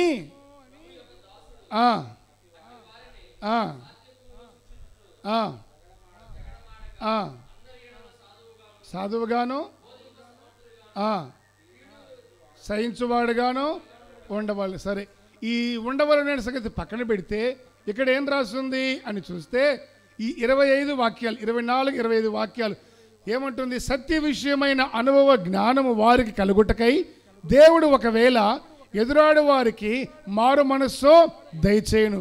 అందువలన సాతాను తన ఇష్టము చొప్పున చెరపట్టబడిన వీరు అంటే అర్థం ఏంటి చెప్పండి? సాతాను ఏం చేశాడట? వాడి ఇష్టపడి వీళ్ళని ఎట్లయినా ఆత్మీయంగా పడేయాలని కోరుకొని ఏం చేశాడు? చెరపట్టబడాడు. ఏం జరిగింది అప్పుడు? సాతాను కొంతమందిని ఏం చేశాడు? వీళ్ళు ఎట్లయినా పడేయాలి, దేవుడికి దూరం చేయాలి, ఆత్మీయత ఎదగకుండా చేయాలి, దేవుడి సన్నిధికి పోకుండా చేయాలి అని చెప్పేసి సాతాను వాడి ఇష్టం చొప్పున ఏం చేశాడు? కొంతమందిని చెరపట్టబడ్డాడు. అప్పుడు వారి పరిస్థితి ఏమైంది? ముందు చదివిన వాక్యాలు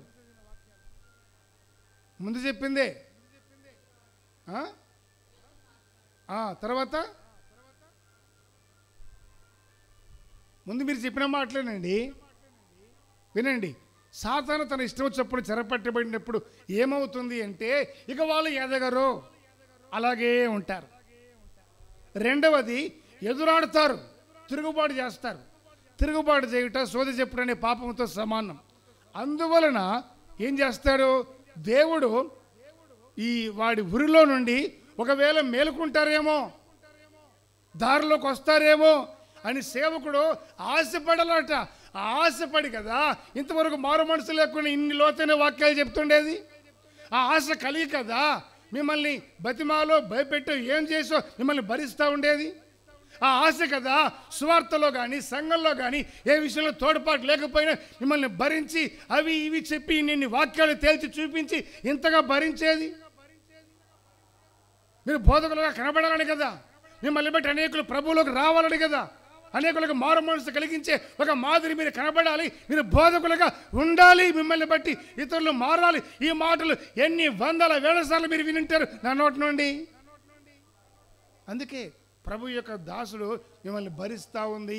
ఇంత బాధలో కూడా, ఇంత నొప్పిలో కూడా ఇవన్నీ పక్కన పెట్టి ఇన్ని మాటలు చెప్తా ఉంది. దేనికి అంటే ఏ విధము చేతనైనా మీరు సాతానుగాడి ఉరిలో నుండి మేలుకోవాలని. హల్లెలూయా. నా దేవుడి మిమ్మల్ని వాడి ఉరి నుండి తప్పించునుగాక, మెలకువ కలగజేయునుగాక. ఈ మెలకువ రాకపోతే ప్రాబ్లం ఏంటి? వస్తూనే ఉంటారు, మందిరానికి వెళుతూనే ఉంటారు, మరి ఇంకేం కావాలంతకు మించి మీరు శిశువులుగానే ఉంటారు, పాలే తాగుతుంటారు. అది పరలోకి మిమ్మల్ని చేర్చదు. రావడం, ఆదరించుకోవడం, పోవడం చేర్చదు. మరేం చేస్తుంది? మీరు ఎదిగిన వాళ్ళుగా ఉండాలి, బోధకులు అవ్వాలి, బోధకులు అవ్వాలి. దాంట్లో ఉందండి గొప్ప ఆశీర్వాదము, గొప్ప మాధుర్యము. మీ మనసులో ఉన్న దేవుడు ఆ ఎదుగుదల వైపుగా నడిపించును గాక.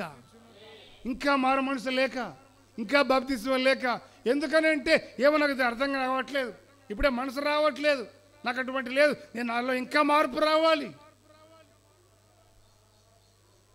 ఎంత ఉతికినా, ఎంత బండకేసి బాదినా, ఎంత బోధించినా ఇంకా వస్త్రానికి ఒక మురికి వదలకపోతే కారణం ఏంటి? ఎన్ని మంచి మంచి సబ్బులు వాడినా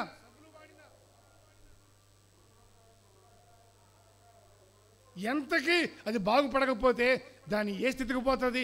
ధరించుకునే స్థానానికి వెళ్తుందా, లేకపోతే కిచెన్లో వంట పాత్రలు పట్టుకునే స్థానానికి పోతుందా? ఆలోచించండి ఒకసారి.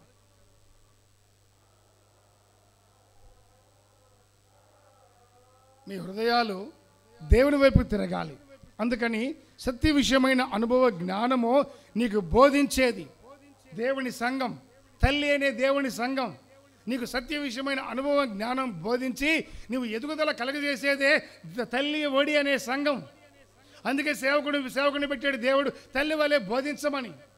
నీలో ఎదుగుదల కలగజేసేదే ఈ తల్లి ఒడి, తల్లికున్న ప్రాముఖ్యత. అందుకే ఈ ప్రభుత్వాలు, ఏ ప్రభుత్వాలు వచ్చినా ఇచ్చేటప్పుడు, డబ్బులు ఇచ్చేటప్పుడు ఆ పథకాలకు ఏం పేరు పెడుతున్నాయి? అమ్మ ఒడి. దాని విలువ గొప్పది. తల్లికి వందనం, దాని విలువ గొప్పది. చేసేది చేయండి పక్కన పెడితే ప్రభుత్వాలు ఏ వచ్చినా ఈ తల్లికి సంబంధించిన మాటలు మాట్లాడుతున్నారు కదా. కారణం ఏంటి? తల్లి దగ్గర ఉండేటువంటి ఆదరణ.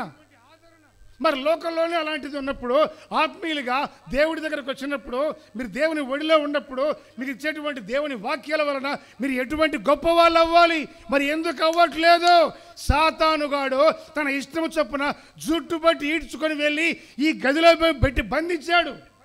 నువ్వు పిల్లవాడిగానే ఉండాలి, ఇక నువ్వు ఎదగకూడదు, నీకు సావాసానికి సంబంధం ఉండకూడదు. చాలు నీకు ఈ భక్తి, వెళ్ళి చప్పలు కొట్టి వస్తుంటే చాలు, నువ్వు సేవకుడితో సావాసంగా ఉంటే చాలు, నువ్వు ఎదగకూడదు, ప్రయోజనకరంగా ఉండకూడదు, నువ్వు బోధకుడిగా ఉండకూడదు ఇతరులకి. చూసారా వాడికి ఎంత పగబట్టాడో? పగబట్టి వాడి మన సరసాల్లో వేసి కష్టాన్ని కలిగించే పరిస్థితిలో ఉన్నాడా? లేదు. ఎదుగుదల లేకుండా నామకార్థంగా వస్తూ పోతూ అట్లా ఉంటే చాలు. నెమ్మదిగా అది కూడా పోగొట్టి లోకల్లో కలిసిపోయి లోక సంబంధమైనవన్నీ హృదయంలోకి వచ్చి, గతంలో కూడా చెప్పా, నోవహు ఓడ ఎక్కడ నడిచింది? ఓడ ఎక్కడ నడిచిందండి? సముద్రంలో ఓడ ఎక్కడ నడిచింది? ఆకాశంలోనా? ఓడలు ఎక్కడ తిరుగుతాయండి? మరి చెప్పండి, ఓడ తెరిచి గట్టిగా ఎక్కడ తిరుగుతాయి? ఎక్కడ నడిచింది ఓడ? సముద్రంలో. అది ఎక్కడ మునిగిపోకుండా మా భయంకరమైన సముద్రము భూమి ఏకమైందంటే, దరి కనపడని ఘోరమైన పరిస్థితికి వచ్చిందంటే, ఎంత జలరాశుల్లో ఆ ఓడ వెళ్ళింది ప్రయాణం చేసి. ఇప్పుడు సముద్రంలో పెద్ద పెద్ద ఓడలు ఉన్నాయి, ఒక ఊరంతా ఉంటాయి, చిన్న ఊరంతా ఉండవా? పెద్ద పెద్ద ఉంటున్నాయి. దానికి ఒక చిన్న కన్నం పడింది అనుకోండి, చిన్న బెజం పడితే ఏమవుతుంది? నెమ్మదిగా నీళ్ళు వస్తే బద్దలై నడి సముద్రంలో నిండిపోయి మునిగిపోతుంది. అద్దరికి చేరే పరిస్థితే లేదు. ఓడ నీళ్ళ మీద నడవాలి, ఓడ నీళ్ళల్లో వెళ్ళాలి, నీళ్ళు ఓడలోకి రాకూడదు. అది దేవుడి నిర్ణయం. ఓడ నీళ్ళలో నడవాలి. ఓడలోకి నీళ్ళు వచ్చాయనుకో, నీవు లోకంలో నడవాలి. లోకంలో నీవు నడిస్తే మునిగిపోవు. లోకం నీలోకి వచ్చిందో, రవ్వంతైన చిన్న బెజ్జం పడి నీలోకి వచ్చిందో, మారు మనసు సంబంధించింది పోగొట్టుకున్నావో, నిన్ను అర్ధాంతరంగా ముంచేస్తుంది. కానీ జీవితం అద్దరికి చేరే పరిస్థితే లేదు, ఎవరికి కూడా కనిపించే పరిస్థితి లేదు. ఎప్పుడు ముంచేస్తుందో మునిగిపోతుందో తెలియదు. ఆ పరిస్థితి నీకు రాకూడదని, మునిగినది తేలాలని, నీవు మరలా బాగుండి ఇతరులకు ప్రయోజనకరంగా ఉండాలని నా దేవుడు నిన్ను ప్రేమించి సంఘం అనే తల్లి ఒడిలో చేర్చి నువ్వు బాలుడుగా ఉండొద్దు, ఆ చెరలో నుంచి బయటకు వచ్చి ఎదిగిన వ్యక్తిగా నీవు ఉండాలి. సాతాను తన ఇష్టం చొప్పున చెరపట్టిన నిన్ను విడిపించాలని దేవుడు నిన్ను కోరి ఆయన తన కృప కలిగినటువంటి వాక్కుడు దేవుడు నీకు ఇస్తున్నాడు. ఈ మాటలు మీ హృదయాల్లో నిలబడును గాక. హల్లెలూయా. కాబట్టి బలహీనమైపోతే ఏముంది? సత్య విషయమైన అనుభవ జ్ఞానం ఉండదు. లేకపోతే ఏమైంది? ఇవన్నీ ఎందుకు జరుగుతున్నట్టు? సాతానుగాడు చెరపట్టాడు. వాడు చెరపడితే వదులుతాడా? అందుకని దేవుడి సన్నిధిలో ఉండగానే, మీరు దేవుని మందిరంలో ఒడిలో ఉండగానే దేవుడు ఉపదేశాన్ని ఇస్తున్నాడు. తల్లిగా మనకు ఏమని అంటే, నీవు ఏం చేయాలి? సత్య విషయమైన అనుభవ జ్ఞానం నీకు కలగాలి, దాన్ని నువ్వు పొందాలి, నీవు మారు మనసు పొందాలి. అందుకు కదా దాన్ని నా దాసుడు ఇంతగా సహించి భరించి గద్దించి చెప్పినప్పుడు ఆ మాటలు హృదయానికి కఠినంగా తగిలినప్పుడు, నొప్పి అనిపించినప్పుడు సేవకుడి మీద కూడా కష్టమవుతుంది మనసు. అవునా కాదా? ఎన్నిసార్లు కష్టమైంది మీకు నా మీద మనసు? చెప్పండి. బోలెడు సార్లు. ఈ బోలెడు సార్లు ఆయన వాటన్నిటిలో ఒక్కసారైనా మీరు నష్టపోవాలి అని చెప్పానా? మీరు పాడైపోవాలని చెప్పానా? ఏ కారణం చేత బాధ కలుగుతుంది? టయానికి రమ్మంటే బాధ, మనసు మార్చుకోమంటే బాధ, బాప్తిజం మందమంటే బాధ. ఇదే మాటల్లో కాస్త గట్టిగా చెప్తే బాధ. ఇప్పుడు మీరు బాగలేకపోతే, మీరు పాడవుతే నేను పాడవక్కర్లా. నేను పాడవుతానా కానా? నేను పాడు చేసుకున్నట్టే. నేను సపరేట్ కాదు. మనదంతా తల్లి ఒడిలో ఉన్న బిడ్డకి ఉన్న సంబంధం, మనది సంబంధం.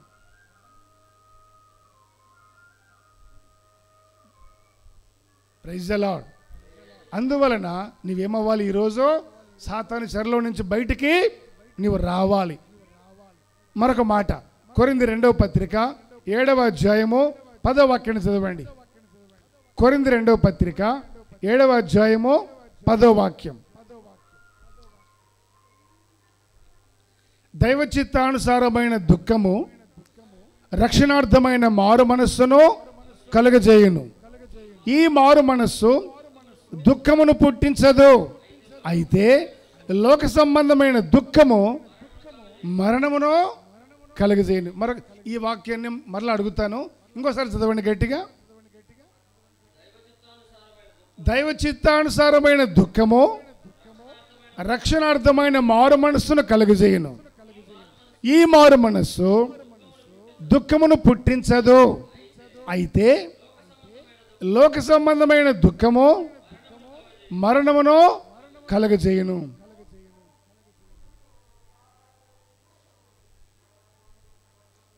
ఇప్పుడు చూడండి, దైవ చిత్తానుసారమైన దుఃఖము రక్షణార్థమైన మారు మనసు కలుగజేస్తుంది. దైవ చిత్తానుసారమైన దుఃఖం అంటే ఏంటి?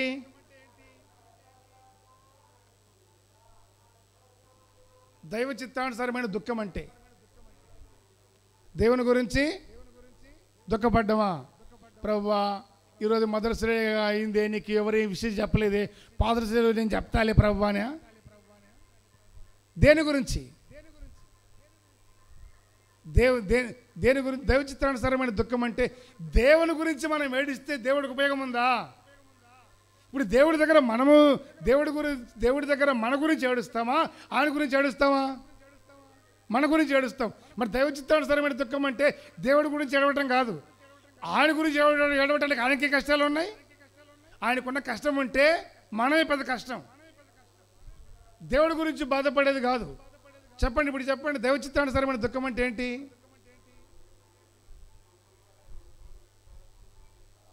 నాకు నా దుఃఖమే తెలియదు, మళ్ళీ అదేంది నాకు అని అంటవా? ఏ రోజన్నా కళ్ళనీళ్ళు రాలి కుమిలి ఏడుస్తారేమో అని చూస్తే అబ్బా, ఏ రోజైనా ప్రభు సన్నిధిలో కన్నీళ్ళు పెట్టి ఎంత వాక్యమైనప్పుడైనా ప్రభువానికి స్తోత్రం నాయనా అని ఈ మాటలు మనసులోకి పోయి లెక్కబెట్టి 2 గ్లాసులు వద్దు, శారడు వద్దు, 2 కన్నీళ్ళు అట్లా వస్తాయి అంటారేమో అని చూస్తే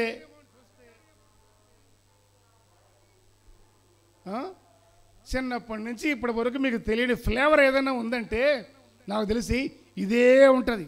చాలా ఉన్నాయిలేండి, ఈరోజు టాపిక్ దీని మీద నడుస్తుంది కదా, ఇదే ఉంటుంది. చెప్పండి అమ్మా, దైవ చిత్తానుసారమైన దుఃఖం అంటే ఏంటిది?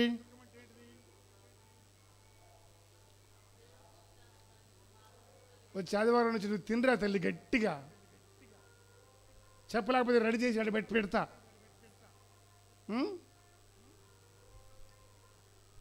చెప్పండి, దైవ చిత్తానుసారమైన దుఃఖం అంటే ఇప్పుడు పసిపిల్లలుగా ఉన్నారు కదా, ఎదగలేదు. వాస్తవానికి కాళ్ళని బట్టి చూస్తే ఏమో ఉండాలి, కానీ ఎదగలేదు. తర్వాత పరిస్థితి ఏమైంది? ఎందుకు ఎదగలేదు? సాతాను తన ఇష్టం చొప్పున చెరపట్టి వాడు బంధించాడు, వీళ్ళు ఇట్లే పాడైపోవాలని, వాడి ఊరిలో నుండి బయటికి రావాలని వాక్యం అంటుంది. ఈ మాటలు విన్న తర్వాత అయినా నా ఆత్మీయ స్థితి ఏమైందని ఆలోచించుకుంటారా? ఆలోచించుకుని నేను పడిపోయాను, ఎదగలేదు, సాతాను చెరలో ఉన్నాను, నా బతికేంటి, నేను నరకానికి వెళ్తాను, నేను వెళ్ళకూడదు, నేను బయటికి రావాలి అనుకున్న వాడికి ఏం కావాలి? మారు మనసు ఎక్కడి నుంచి వస్తుంది?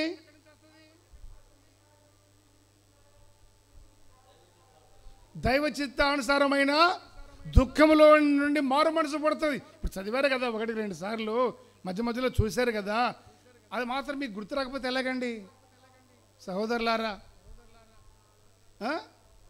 దైవ చిత్తానుసారమైన దుఃఖము, రక్షణార్థమైన మారు మనస్సు. ఏమిటి రక్షణార్థమైన మారు మనస్సు కోసము దైవ చిత్తానుసారమైన దుఃఖం అనేది కలగాలి అంటే దేని కొరకు కలుగుతుంది?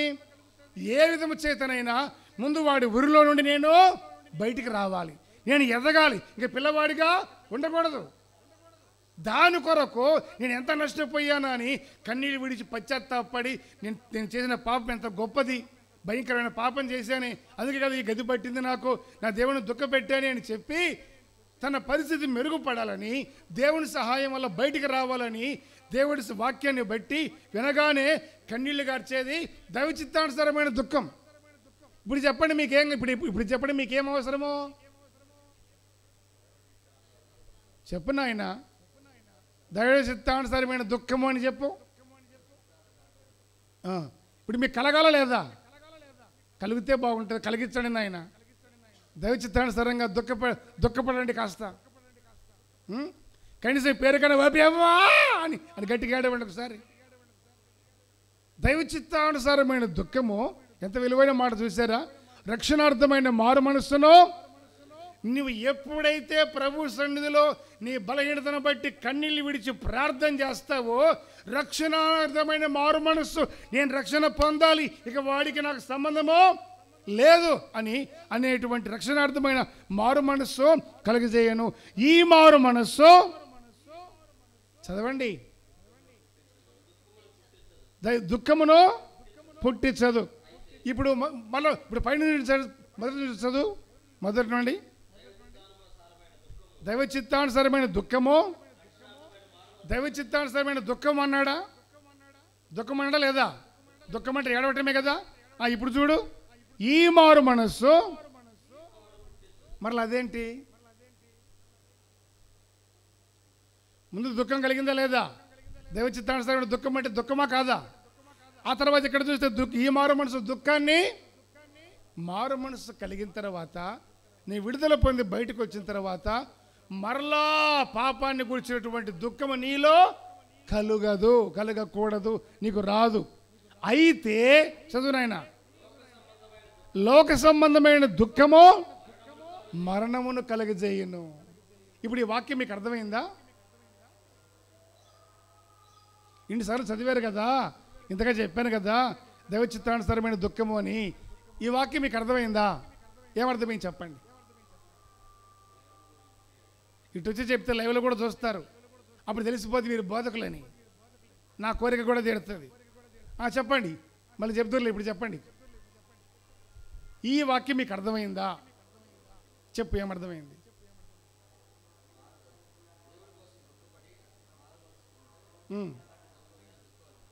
దుఃఖము అనిపించదు. మారు మనసు పొందిన తర్వాత పాపం నుండి బయటకు వచ్చాక దుఃఖము మనకు అనిపించదు. అయితే లోక సంబంధమైన దుఃఖము మరణాన్ని కలుగజేస్తుంది. అది ఎందుకట్లా?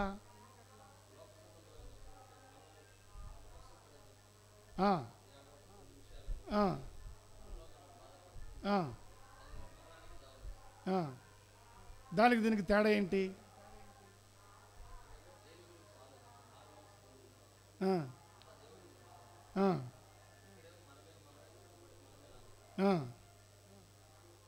చూసావా నీలో ఎంత స్పీకర్ దాగున్నాడో? ఇప్పటిదాకా నేను ఒక్కడిని అనుకున్నా, వీళ్ళ ప్రసంగికుడు దాగున్నారు. లాగాలి మీరు టాలెంట్ గాలం వేసి లంగరు యాంకర్ అది వేసి ఇటు ఉంటుంది షార్ప్గా రెండు వైపులా, దాన్ని వేసి బయటికి ఎట్టయినా కానీ బయటికి లాగాలనేది ఆశ నాకు. సహజంగా నేను మొండోని ఎంతకి, కానీ ఎంత మొండిగా లాగినా కూడా అది ఉడుపు పట్టు అంటారే, జలగా అని రకరకాలుగా. జలగకు 2 కూతుర్లు అన్నారంట. పెద్దదాని పేరు ఎమ్మో, రెండో దాని పేరు ఎమ్మో. ఒకటి చిన్నది, ఒకటి పెద్దది. ఈ జలగల్ని కదిలించలేకపోతున్నా. ఈ ఉడుంపట్టు పట్టుకుంటే అవి వదలట్లా, ఎంతలాగా రావట్లా. నాకు కలుపు వస్తుంది కానీ మధ్య మధ్యలో విసుగు వస్తుంది కానీ అట్లా అనుకుంటే ఎట్లా నేను అనుకోకూడదు కదా. అనుకోవచ్చా? విసుగుపోవచ్చా? ప్రభు అయితే విసుక్కుంటాడా అని చెప్పి మరలా మొదటికి వచ్చి మరలా మొదలు పెడితే మరలా అదే పరిస్థితి. చూడండి ఈ వాక్య భావము. మనం పాపం చేశాం, దొంగతనం చేశాం, ఎంత దుర్మార్గ పని చేశాం, చేయకూడని ఘోరమైన పనులు చేశాం. ప్రభు దగ్గరకు వచ్చి అప్పుడు వాక్యాన్ని వలన మనకు కలిగేది దైవ చిత్తానుసారమైన దుఃఖం. నా తప్పును గుర్తించినప్పుడు నాలో కలిగేది దుఃఖం. ఈ దుఃఖము మారు మనసు కలుగజేస్తుంది. అయితే లోక సంబంధమైన దుఃఖము మరణాన్ని కలుగజేస్తుంది. ఇప్పుడు చదువుకునే పిల్లలు ఉన్నారు, చక్కగా చదివారు, బాగా రాశారు ఎగ్జాము, నేను ఫెయిల్ అవుతానో ఏమో, రిజల్ట్ రాకముందు సావట్లా. ప్రేమించారు, ప్రేమించింది నాకు దక్కింది నాకు దక్కలేదు, లేదా పెద్దలు మన ప్రేమను అంగీకరించట్లేదు, ఇద్దరు వెళ్ళి దూకి చెప్పండి చేసేటివన్నీ చేశారు, పెళ్ళిళ్ళు చేసుకున్నారు, ఇడికొచ్చి కూర్చొని ఏం తెలియదు చెప్తున్నారు. బ్యాక్గ్రౌండ్ చెప్తే ఏం పోయింది? ఇప్పుడేం ఇబ్బంది లేదు, కేసులు బెటర్ కదా. పెద్దలు మా పెళ్ళికి అంగీకరించలేదు, అందువల్ల మేము పైనుంచి నీళ్ళల్లో గోదాట్లో దూకేస్తున్నాం, కృష్ణలో దూకేస్తున్నాం. పోతున్నారు లేదా? చచ్చిపోయిన తర్వాత వాళ్ళ ఆత్మలు జాయింట్గా పోతాయా? చెప్పండి. అది దీనికి తెలియదు, దీని సంగతి దానికి తెలియదు, ఎడిపోతుందో తెలియదు. అంటే లోక సంబంధమైన దుఃఖం. ఎందుకు దుఃఖమో అంగీకరించలేదు. లోకం మా ప్రేమను ఒప్పుకోలేదు, లోకం నా ఎదుగుదలను ఒప్పుకోలేదు, లోకమును నేను పైకి వస్తుంటే లోకం సహించలేదు, లోకం నన్ను ఇంత మాట్లాడింది, ఎందుకు ఈ బతుకు ఇంకా అని లోక సంబంధమైన దుఃఖము మరణాన్ని కలుగజేస్తుంది. అదే నువ్వు ప్రభువులోకి వచ్చి దుఃఖపడితే రక్షణార్థమైన మారు మనసు కలుగజేస్తుంది. చప్పట్లు కొట్టండి గట్టిగా, గట్టిగా చప్పట్లు కొట్టు, దేవునికి స్తోత్రం కలుగునగాక. అంటే ప్రభువు దగ్గరకు వస్తే ఆయన బోధ, ఆయన ఉపదేశము మనలో ఒక నూతనత్వాన్ని కలుగజేస్తుంది. తల్లి ఉపదేశం అటువంటి మనసు మనకు కలగాలి. చివరిగా మీకు ఒక మాట చెప్పి నేను ముగించేస్తా. ఏంటది అని చూస్తే, ఇప్పుడు అబ్రహాముకు భార్యలు ఎంతమంది? నువ్వు తిని రావాల్సిందే అమ్మ పెద్దక్క, నువ్వు స్ట్రాంగ్గా నువ్వు ఏదన్నా నువ్వు అన్నీ బాగా స్ట్రెంత్ వచ్చేది తీసుకొని గట్టిగా ఇంట్లో పడితే గట్టిగా మాట్లాడావా? చుట్టుపక్కలతో కొట్టలొచ్చుగా రోజుకొకరితోటి, చక్కగా వాయిస్ రేజ్ అవుతుంది. పక్కింటి వాళ్ళతో అంతమంది ఉన్నారే, దాన పోతున్నా ఎన్ని సంగతి వస్తా పోతున్నా అట్టనే చూస్తున్నావు అని కొంచెం రేజ్ అవ్వచ్చు కదా. అక్కడ బాగానే అవుతారు, ఇక్కడే అమాయకపు జనులు అవుతారు. అంటే ఇంట్లో కూడా ఇట్టే ఉండమని నేను అనుకోవాలని నాకు తెలియదేంటి? ఏ పొట్టలో ఏ పాములు ఉంటాయో 10 ఏళ్ళ నుంచి చూస్తున్నా. అబ్రహాముకు భార్యలు ఎంతమంది? ఇద్దరా? మొత్తం ఎంతమంది అయ్యా? ఎంతమంది తెలీదా? అందుకే బైబిల్ చదివితే కొంచెం తెలుస్తుంది కదా. అబ్రహాముకి ఎంతమంది భార్యలు అంటే శారమ్మ, తర్వాత అంటే హాగరు, అంతకు మేము ఒప్పుకోమయ్యా. అనవసరమైన విషయాలు చదువు, మేము పరిశుద్ధంగా పవిత్రమైనవి చదువుతాం, అపవిత్రమైనవి మేము చదవం. చరిత్ర తెలుసుకోండి చదివి, బైబిల్ చదివి. సరే, అబ్రహాముకు హాగరు కన్నా కుమారుడు కూడా ఉన్నాడు. శారాకు ఇస్సాకు పుట్టాడు, హాగరుకు ఇష్మాయేలు పుట్టాడు. హాగరు ఏమవుతుంది? అబ్రహాముకు శారాకు దాసి అవుతుంది, పని మనిషి. పని మనిషి ఏం చేయాలి? ఇల్లు ఉడవాలి, ప్లేట్లు కడగాలి, వంట చేయమంటే వంట చేయాలి, అన్ని శుభ్రం చేయమంటే చేయాలి, వచ్చి కాలొత్తమంటే కాలొత్తాలి, ఏ పరిచయం చేయమంటే ఆ ఉపచారము చేయాలి. సరే, అటువంటి దాన్ని తీసుకొచ్చి, అందుకే ఆడవాళ్ళకి ఆతరం ఎక్కువ అనేది. దేవుడు చెప్పిన మాట కూడా వినే వరకు ఉందా? లేదు. ఇంకా వయసు తగ్గిపోతుందేమో, లేదా ముసలిదాన్ని నేను చచ్చిపోతానేమో అని ఏం ఆలోచించుకుంది భయపడి శారమ్మ ఏం చేసింది? మన పెద్దమ్మ హాగర్నిచ్చి పెళ్లి చేసింది. చేయకముందు ఆఖరి ఏమైంది? గర్భవతి అయింది. నేను గర్భవతిని అయ్యాను అన్న సంగతి ఎప్పుడైతే తన గురించి తాను తెలిసిందో యజమానురాలట ఈ దాసికి నీచమైందిగా కనపడిందంట. చూసారా? సారా ఎవరు? యజమానురాలు. అప్పటిదాకా అన్నం పెట్టింది, పెట్టే వరకు అట్లే నిలబడి కూడా కాసుకొని కూర్చుంది. ఎప్పుడు డబ్బులు ఇస్తుందో జీతం 10 రూపాయలని చూసింది. అమ్మాయి నెల జీతాలకు 100 రూపాయలు ఇవ్వమ్మా అని అడిగి తీసుకుంది. కానీ పరిస్థితి బాగోలేక సారా ఏం చేసింది? అబ్రాహాముకి ఇచ్చి పెళ్లి చేస్తే గర్భవతి అని తను తెలుసుకునే వెంటనే ఏమైంది?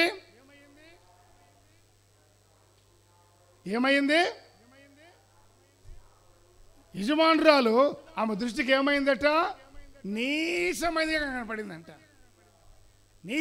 కనపడిందట. కొంచెం టైం బాగుంటే అది నేను చెప్తా ఉంటానే, జేబులో ఎంత ఉండాలి? 100 రూపాయలు. మా నాన్నకి 100 రూపాయలు చాలు. 500లో అయితే ముద్దు 2000. అసలు 2000 ఒకటి ఉంటే అమెరికాని కొంటా అంటాడు. 2000కే 100 రూపాయలు ఉంటే చాలు రమ్మిరిస్తాడు. ఆ 100 రూపాయలు కొత్త కొండి చిటపట అంటే ఏంద్రా పిండి వేస్తా కొండలు అంటాడు. 100కే 1000 కాదు, 100కే. చేతిలో పైసలు లేకపోతే ఇంకా పడతాడు. ఉతక మీద తలుపు తిరుగుతుంది, సోమవారం పడక మీద తిరుగుతూనే ఉంటాడు. ఇక లేగడు, ఇంక పోడు. ఇంకా భార్య దాచి పెట్టుకునే డబ్బులు తీసుకొచ్చి 50 20 తీసుకొచ్చి మొక్కను కొట్టి పో సావు, టీ తాగి సావు అంటే అప్పుడు బయటికి పోయి కలకల్లాడుతా అప్పుడే జ్వరం వదిలిన మనిషి విశ్రాంతి వచ్చినట్టుగా ఇక బయటికి పోతాడు. మాట పొరపాటున ఇది లేదు. కాస్త ఆలోచన వచ్చింది, తెలిసిపోయింది ఆమె గర్భవతిని. యజమానురాలు ఆమె దృష్టికి ఎట్లా కనపడింది? నీచమైందని కనపడింది. పాపం ఓపిక కలిగి చూసి శారమ్మ ఏం చేసింది అని చూస్తే అబ్రాహాము పిలిచి, ఏమయ్యో అబ్రామయ్యో, మర్యాదగా ఈ దాసి కుమారుని కొంపల నుంచి బయటికి తరము, లేకపోతే నీ సంగతి ఉంది. చేసేది ఏం లేక చేతులారా చేసుకున్నావు, బయలుదేరు అని వాటర్ బాటిల్లో నీళ్ళు ఇచ్చి కురుకురే ప్యాకెట్ కూడా కొనిపెట్టి వాడికి మధ్యలో తినిపించమని పంపించాడు అబ్రాం. చిప్స్ ప్యాకెట్ కూడా కొనిపెట్టి పంపించాడు. ఇక పోతా ఉంటే పిల్లోడు ఇంకా తినిపించింది, ఇక తాపి నీళ్ళు అయిపోయింది. అసలే ఎడారిలో గమ్మి మెరగక తిరుగుతూ ఉంది అటు ఇటు. గత వారం విన్నాం కదా, ఎడారిలో ఏముంటుంది? నీకు కూడా తిండి పెట్టాల్సిందే వచ్చారం నుంచి. ఎడారిలో ఏముంటుంది? దాన్ని ఏమని చెప్పాను? ఎండమావల్ని ఏమని చెప్పాను? అయ్యా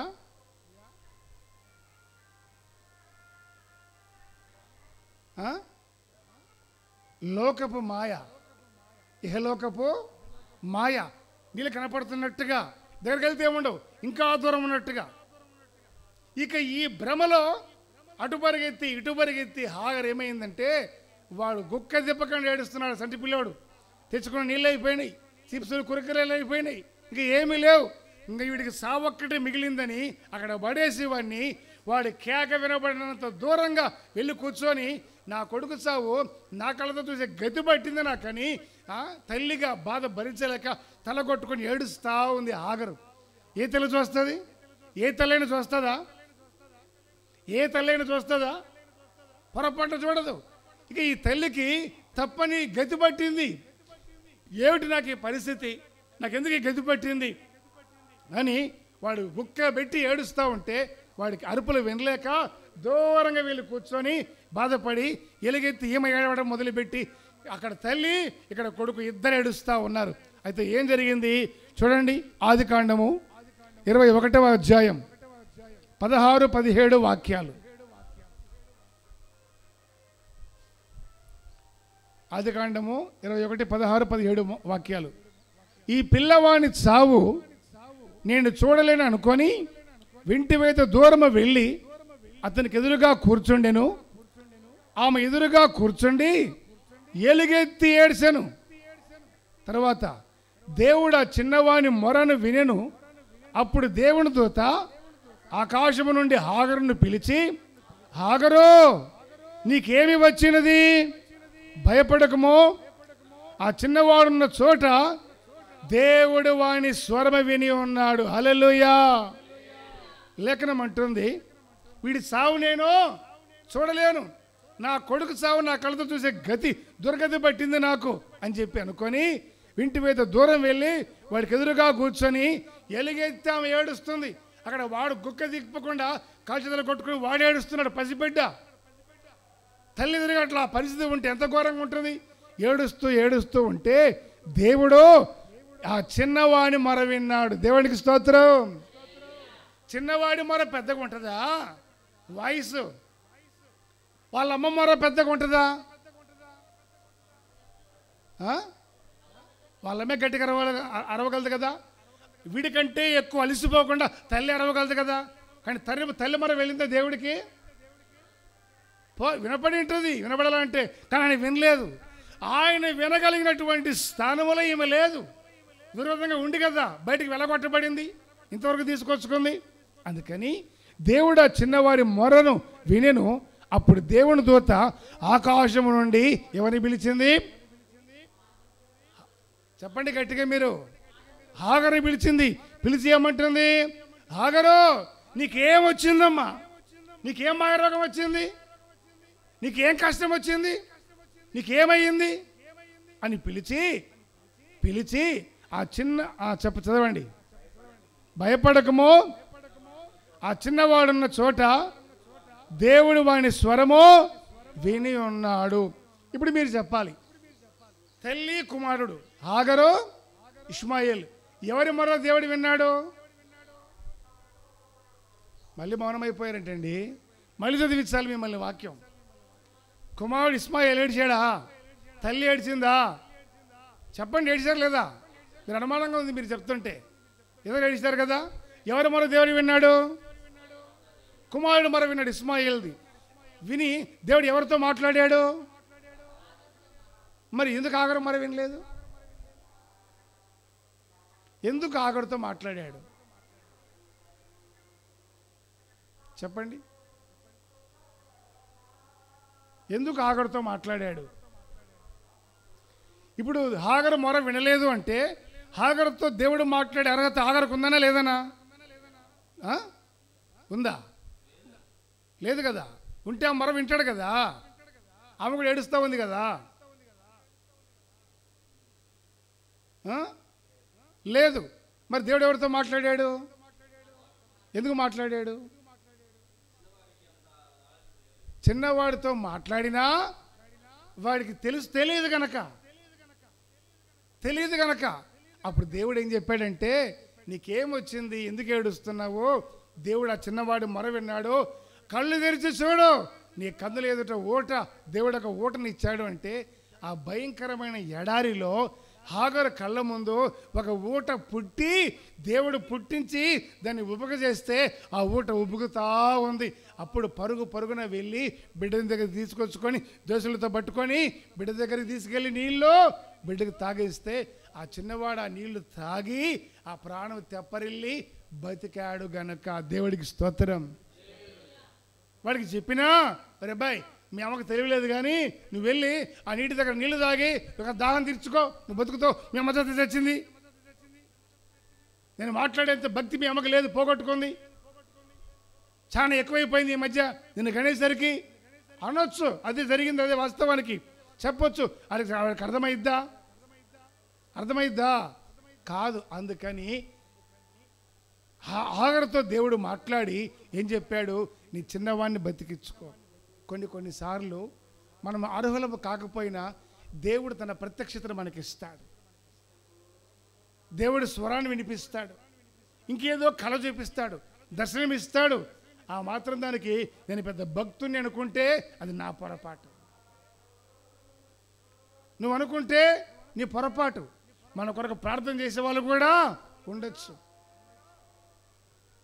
దేవుడు మాట్లాడి అంతటి ధన్యతను వాళ్ళకి ఇచ్చారు. కాబట్టి ఆత్మీయ జీవితంలో మనము నేర్చుకోవాల్సినటువంటి ఆ అనుభవాలు చాలా ఉన్నాయి. ఒక మాట మీకు జ్ఞాపకం చేసి క్లోజ్ చేసుకుందామండి. ఏంటో దీన్ని చూస్తే, మన ఆత్మీయతలో కూడా మన మొర దేవుడు విని మనం మరొక జవాబు వచ్చేటట్లుగా మన ప్రార్థన ఉండే రీతిగా మనం జాగ్రత్త పడాలి, మనం చూసుకోవాలి.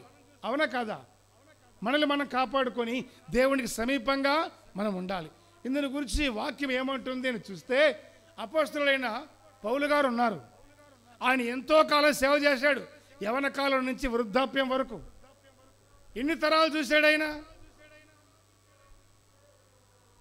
ఎన్నో తరాలు చూసి, కొన్ని తరాలు చూసి తనకంటే పెద్దవాళ్ళు, వృద్ధులు, ఆయన చిన్నవాడిగా ఉన్నప్పుడు తరము, ఆయన పెద్దవాడైన తర్వాత ఆయన పిల్లల తరము ఉంటాయి కదా, ఇవన్నీ అన్నీ చూశాడు.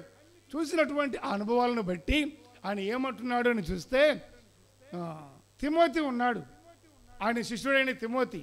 ఈ తిమోతి వాళ్ళ అమ్మ పౌలు గారికి విశ్వాసి, మంచి విశ్వాసి. మరి ఆమెకు పెళ్ళి అయిందో లేదో తెలియదు, పెళ్ళి అయ్యుండొచ్చు. అప్పుడు తిమోతి వాళ్ళమ్మ చిన్నపిల్ల అయ్యుండొచ్చు, ఒకవేళ తల్లి కూతురు ఇద్దరు ప్రార్థనకి పోతా ఉండొచ్చు. ఈ తిమోతి వాళ్ళ పెద్దదైన తర్వాత తిమోతి వాళ్ళ అమ్మకు ఏం చేశాడు? పెళ్లి చేశాడు. పెళ్లి చేసిన కొంతకాలానికి తిమోతి పుట్టాడు. ఈ తిమోతి కూడా పెద్దవాడై ఎదిగాడు. అప్పుడప్పుడు అంటా ఉంటానే, నేను ఎత్తుకున్న పిల్లలకి పెళ్ళిళ్ళు చేశానని చెప్తా ఉంటా కదా. ఇప్పుడు నేనే ఆ మాట అంటే ఆయన ఇంకేమనాలి? వృద్ధాప్యంలో ఉన్నటువంటి వాడు, ఇటువంటి ఎన్నో చూసినాడు కదా తరాలన్నీ. ఇప్పుడు తిమోతి వాళ్ళ అమ్మ, తిమోతి వాళ్ళ అవ్వ పౌలు గారి విశ్వాసి. ఆమె కూతురు అంటే తిమోతి వాళ్ళ అమ్మ. ఈమెకు పెళ్లి చేసిన తర్వాత తిమోతి పుట్టాడు. తిమోతి ఎదిగి యవనస్తుడు అయ్యాడు, వయసు వచ్చి. ఇక పౌలు గారితోనే ఉన్నాడు. ఇక ఆయన ఎటు వెళితే అటు, ఏం చేస్తే అది, ఆయన ఏం చెప్తే అట్లా పౌలు గారితోనే ఉంటూ ఇక లోకం తెలియకుండా బతికిన వ్యక్తి తిమోతి. ప్రేమైన వాడిగా మనసులో స్థానాన్ని సంపాదించుకున్నవాడు తిమోతి. సంఘంలో కానీ సేవకుడి దగ్గర కానీ ఓ ఉన్నతమైన అనుభవాన్ని పొందినవాడి తిమోతి. ఈయన గురించి ఏమంటున్నాడు పౌలు గారు అని చూస్తే, చదవండి. తిమోతి రాసిన 2వ పత్రిక, పౌలు గారు తిమోతికి రాసిన 2వ పత్రిక 1వ అధ్యాయం 5వ వాక్యం.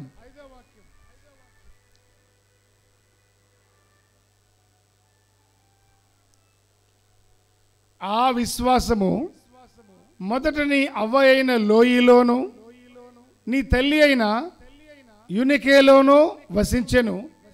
అది నీ యందు వసించుచున్నదని నేను రోడీగా నమ్ముచున్నాను. అదే రాస్తుందా మీ బైబిల్లో? సహోదరులారా, తిమోతికి రాసిన 2వ పత్రిక 1వ అధ్యాయము 5వ వాక్యం లేదా? 2వ పత్రిక 5వ అధ్యాయం లేదా? 5వ వాక్యం లేదా? చదవండి మీరు. ఆ విశ్వాసము నీ అవ్వ అయినా లోయలోను, నీ తల్లి అయినా యూనికేలోను వసించెను. అది నీయందు సహా, నీలో కూడా నీయందు సహా వసించుచున్నదని ఖచ్చితంగా నేను నమ్ముతున్నాను అబ్బాయి తిమోతి అని పౌలు గారు తిమోతితో చెప్తున్నాడు. ఇప్పుడు చెప్పండి, తిమోతి వాళ్ళ అవ్వ పేరు ఏం పేరు? లోయి. వాళ్ళ అమ్మ పేరు యూనికే. వాళ్ళంతా అరమిక్, హెబ్రీ భాష మాట్లాడే వాళ్ళు కనుక వాళ్ళ పేర్లు వేరుగా ఉంటాయి. ఇక్కడ చూస్తే నేను తిమోతితో అంటున్నాడు, అబ్బాయి తిమోతి, మీ అమ్మమ్మది ఉందే, మీ అమ్మమ్మ ఆమె యవనస్తురాలుగా ఉన్నప్పటి నుంచి చూస్తున్నా. ఆమె ఏ విషయంలో కూడా అవిశ్వాసాన్ని కనపరచలా. ఎంత కష్టమైన పరిస్థితుల్లో కూడా ఆమె మాట విశ్వాసపూరితంగానే మాట్లాడింది. విచిత్రం ఏంటంటే అదే విశ్వాసము మీ అమ్మలో ఉంది. మీ అమ్మ మాట అదే మాట. అంతకంటే విచిత్రం ఏంటంటే నీలో కూడా అదే విశ్వాసం ఉంది అబ్బాయి, అదే మాట. నువ్వు కూడా అంతే, భయపడవు దేనికి. నువ్వు దేవునిలో విశ్వాసంగా నడుస్తూ ఉన్నావు అని చెప్తూ దేవుని మాటలు తిమోతికి చెప్తున్నాడు అపోస్తలుడైన పౌలు గారు. మరి ఈరోజు నీవు విశ్వాసంగా నడుచుకుంటే, ఒకవేళ నీ పితరులు అంతగా దేవుని యందు విశ్వాసము ఉంచిన వారుగా ఉండకపోవచ్చు, కానీ ఇప్పుడు నువ్వు దేవుడి దగ్గరకు వచ్చావు కనుక నీవు క్రీస్తు యేసునందు విశ్వాసం ఉండి నడుచుకుంటే నీ పిల్లలు కూడా అదే విశ్వాస మార్గాలు నడుచుకుంటారు. నీ విశ్వాసము తప్పితే, విశ్వాసాన్ని విడిచిపెడితే, సాతాను ఇష్టం చొప్పున చెరపట్టబడిన ఆ బంధకాండలో నీవు ఉంటే, పసిబిడ్డగా ఉంటే, దైవచిత్తానుసారమైన దుఃఖము లేని వ్యక్తివిగా నీవు ఉంటే నీ పిల్లలేమవుతారు? నీ పిల్లలేమవుతారు రేపటి రోజున? అందుకని మీ మనసును నూతనపరుచుకొని మార్చుకొని దేవుని యందు విశ్వాసం ఏముంది, వాక్యముల విశ్వాసం ఏమి కలిగి ఉండమని లేఖనం బోధిస్తుంది. తల్లి ఒడిలో ఉన్న సంఘం, ఈ సంఘంలో ఏమని మనకు బోధించబడుతున్నాయి అని విన్నటువంటి విశ్వాసాన్ని నీ గుండెల్లో చేర్చుకోవాలి. దేవునికి స్తోత్రం. విశ్వాసానుసారంగా నీవు నడవాలి. ఎప్పుడైతే అలా నీవు నడుస్తావో నీ ఆత్మీయ జీవితంలో దాని ఫలము నీ విశ్వాసంలో నుండి తొలగిపోకుండా ఉంటావు. అది నీ క్షేమం. అంత మాత్రమే కాక నీ పిల్లలు తరతరాలు కూడా ప్రభు రాకడ ఆలస్యమైతే ఉన్నంత వరకు, ఆయన వచ్చినంత వరకు నీ పిల్లలు కూడా దేవుని యందు విశ్వాస సంబంధులుగా ఉంటారు. అందుకే ఈ రోజున దేవుని బిడ్డలు విశ్వాసం ఉండాలి అంటే విశ్వాసంలో ఉండట్లా. క్రైస్తవుల కుటుంబాల్లో కుటుంబ ప్రార్థనలు జరగట్లా. ప్రార్థనలకు దూరం అయిపోయారు, ప్రార్థనలకు మరుగైపోయారు. కారణం వాడు చెరపట్టాడు. ఈ మంచి రోజున ఆ సంగతులు విని ఏ విషయాల్లో మీరు బంధించబడ్డారో మీరందరూ వాటి నుంచి బయటకు వచ్చి విడుదల పొందినట్లయితే, తల్లులుగా మనం అందరము సంఘము స్త్రీతో పోల్చబడిందిగా ఆ విధంగా, తర్వాత తల్లి అయిన సంఘముగా మనము తల్లిని గౌరవించాలి. అంటే ఉపదేశాన్ని గౌరవించాలి, ఆయన వాక్యాన్ని గౌరవించాలి. ఆ అనుభవాన్ని కలిగి ఎప్పుడైతే నువ్వు జీవిస్తావో నీ ఆత్మీయతలో విశ్వాసము, క్రీస్తు విశ్వాసము ద్వారా నీలో నివసిస్తాడు. దేవుడికి స్తోత్రం. ఎలా నివసిస్తాడు? క్రీస్తు విశ్వాసము ద్వారా నీలో ఉంటాడు. ఆ విశ్వాసం నీ నుండి ఎప్పుడైతే తొలగిపోతుందో వాడి నుంచి పట్టుకొని బంధించేస్తాడు, చెరపెట్టేస్తాడు సాతాను. వాడి ఇష్టం అదే, వాడికి అదే ఇష్టం. అందుకని ఆలోచన కలిగిన వాళ్ళముగా, ఈ మాటలు విన్న వాళ్ళముగా ఒక నూతనమైన తీర్మానములోకి ఈ రోజున తల్లి అయినటువంటి ఉపదేశము మనల్ని క్రీస్తులో చేర్చునుగాక. ఈ మాటలు మన హృదయాల్లో స్థిరపరచబడునుగాక. ఈ మాటల వలన దేవుడు మనల్ని అందరినీ ఆశీర్వదించి దీవించునుగాక. మోకరించి ప్రార్థన చేసుకుందాం. దయచేసి అందరూ మోకరించి భయభక్తులు కలిగి ప్రభు సన్నిధిలో హృదయపూర్వకముగా, యేసయ్యా మీకు స్తోత్రము నాయనా, మీరు జ్ఞాపకం చేసుకోనండి తండ్రి. ప్రార్థన అనగానే అందరూ నోటి తెరవాలి. ప్రార్థన అనగానే అందరూ నోరు తెరిచి మనసారా హృదయపూర్వకముగా ప్రార్థనలో గడపాలి. దేవా మీకు స్తోత్రాలు చెల్లిస్తున్నామయ్యా.